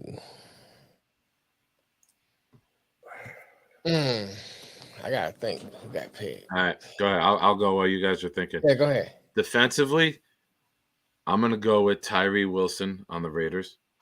Okay. He gets to learn behind Jones and Crosby, be a situational passer in a division that likes to pass the ball a lot. I think he can come in and really make a good impact. I think 5 years from now, you look at this draft and it's going to be viewed as the Tyree Wilson draft. Okay. Offensively, the volume that Robinson's going to get in Atlanta, Yeah. And I'm not a fan of Young, but it always goes to the quarterbacks. Very rarely. You got to have a shitty quarterback class like last year, where like Kenny Mhm. Pickett was the only one. He didn't start the whole year. Mhm. And if Purdy had like 3 more games, he probably would have surpassed Yeah, he probably Garrett would. Wilson. So, and CJ Stroud. Okay, those are good Yeah. picks. Who you got? D. Either one of Go you ahead. ready? Go ahead. Go ahead. I'll go. For me, the thing with Wilson and especially Carter, I wouldn't pick them for Defensive Player of the Year only because of the fact that their production might look a little lower because of the team they're playing on with the talent that they have at D-line. I mean, the Eagles, we already know about their D-line. And again, with Jones and Crosby, like he's going to be sharing a lot of, plays made up front. But for offense, I want to say Robinson, but I don't want to. Yeah, I'm thinking Robinson too. I don't want to just go with the trend here. I think Anthony Richardson Mhm. could have a very good year. Yeah. Mm. Colts. I don't think he plays much. I really did like the pick. Mhm. I mean, who did they sign? Gardner Minshew as one of their quarterbacks. Yeah. I mean, They're doing my plan. I'd said the plan in late February, right, Mel? You were there when I did it. You I did. said you bring in Minshew. Minshew knows the offense from Philadelphia. You draft Mhm. Anthony Richardson. You start him off with RPOs with Jonathan Taylor, which is fucking terrifying. yeah. And then you Exactly. eventually 3rd and 4s, you bring him in. Goal line, you bring him in. And Minshew knows I'm not the long-term starter here. I'm just going to do it until – I don't think he gets enough play. Who said it? Anthony said it. Price said it. CJ Stroud will have a better year than Bryce Young. I think Bryce Young is the biggest flop in this draft. I do not Really? trust the 5'10" guy. I thought they were going to take Stroud over Young. In my I would've- opinion, I was. If it was me, I would have done it, just because I feel like Young. I mean, Young is just kind of like your standard quarterback. He kind of has everything you want. You know what I'm saying? Accuracy, smart guy. But I Doesn't just have feel like, size, though. yeah. So I mean, I'm not a big guy on the size thing because my favorite quarterback is obviously Drew Brees. He wasn't a big guy, but not everyone's Drew Brees. So, size does affect some people. So I don't know. I would have taken Stroud for the intangibles. I mean, Richardson as well. I mean, Richardson runs. He's fast as lightning, and I mean, he's huge. So for my pick for offensive, I think I'm going to go Richardson because I was going to say Robinson because that's like the most common answer you're probably going to get and fits the best. But I'll go with Richardson, and then for defensive rookie of the year, I'm gonna change mine too after you, Mel. Okay. I don't. Of course you will. I feel like it's very hard to tell for defense. Well, that's the fun part of making the pick, right? Like we could always go Yeah. back and get the clip if you nail it. Right. Yeah.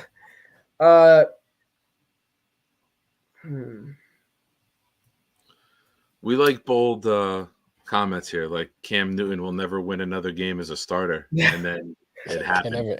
It was 8 straight losses, and we tracked it. And there was a good friend of the show in the chat who was arguing with me. I'm like, he's never going to win another game as a starter, and he never won another game as a starter.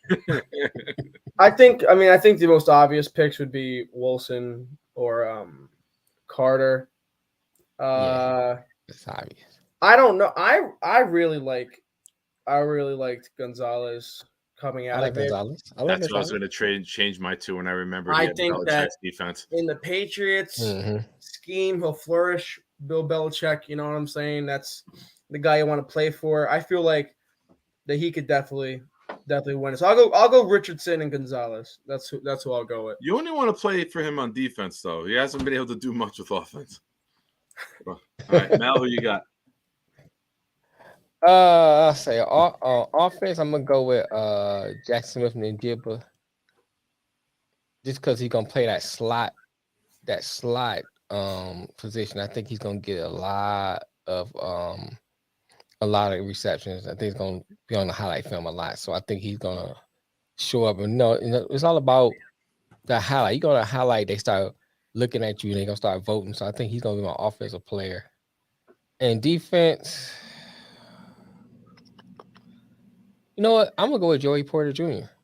Just for a simple fact, because Pittsburgh get a lot of good value out of players they pick, and they usually develop players pretty well. And they usually have a great defense. I'm gonna go with Joey Porter Jr. Great player too. Mm-hmm. And I like that. Before we close the show, I have to add one more thing Go ahead. to rub salt in the wound of Packers fans who are in hysteria today. Aaron Rodgers, I was told for 2 months, don't get him. He's not going to show up until training camp. Thanks, MJ. Right. Aaron Rodgers practiced with them on Friday, and he's officially there for OTAs today. So all of the stories that we heard from media about he won't show up, he won't be committed, he just wants the paycheck at this point. He's there. He's committed. And I am ecstatic that my favorite non-Jet player ever is finally a Jet, and I get to watch this guy play week in and week out and go see him play. I have no issue saying he has been my football man crush since about 2000. So the fact that he's a Jet to me is very, very satisfying and rewarding, and I'm looking forward to it. And He's breaking a lot of narratives. He seems to be I think he's better. He's more well-spoken than I. But he's got that vindictive. A person with a speech impediment is well-spoken to you. Oh, right. Jesus Christ. I'm sorry. Go ahead, sir. I thought we were doing one show. I'm sorry. I didn't man. I'm say sorry. fuck I'm sorry. Mel one time. I didn't say it now either. I was just saying I didn't say it. But, it's the end of the show, man. It's the end of the show. All right. Fuck Mel. Thank you. But yeah, it's exciting, man. Like everyone's like, I can't wait for the season. I can't wait for the season. And me, I'm like, oh no. I want to enjoy this process. I know it's only a year or two. I want to picked it. They already picked the quarterback, though, Ant. They drafted the quarterback again this year.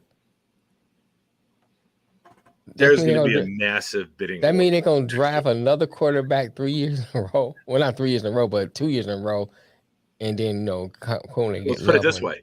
If they're that bad to have the number one pick, yes, they're taking Caleb Williams.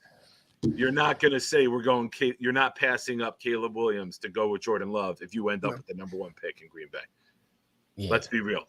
I don't think they're going to do good this year at all with Love. They're not looking. I don't either. I mean, I'm not a fan of Love at all. You got to realize how good Aaron Rodgers was. He masked so many of that team's issues. Oh yeah. I think they finished bottom of the division, probably, in my opinion. Oh, I won't be mad. Yeah. I don't even think they compete. I don't even think they have a chance. I think they're so 3, 4, 5 games behind the next team.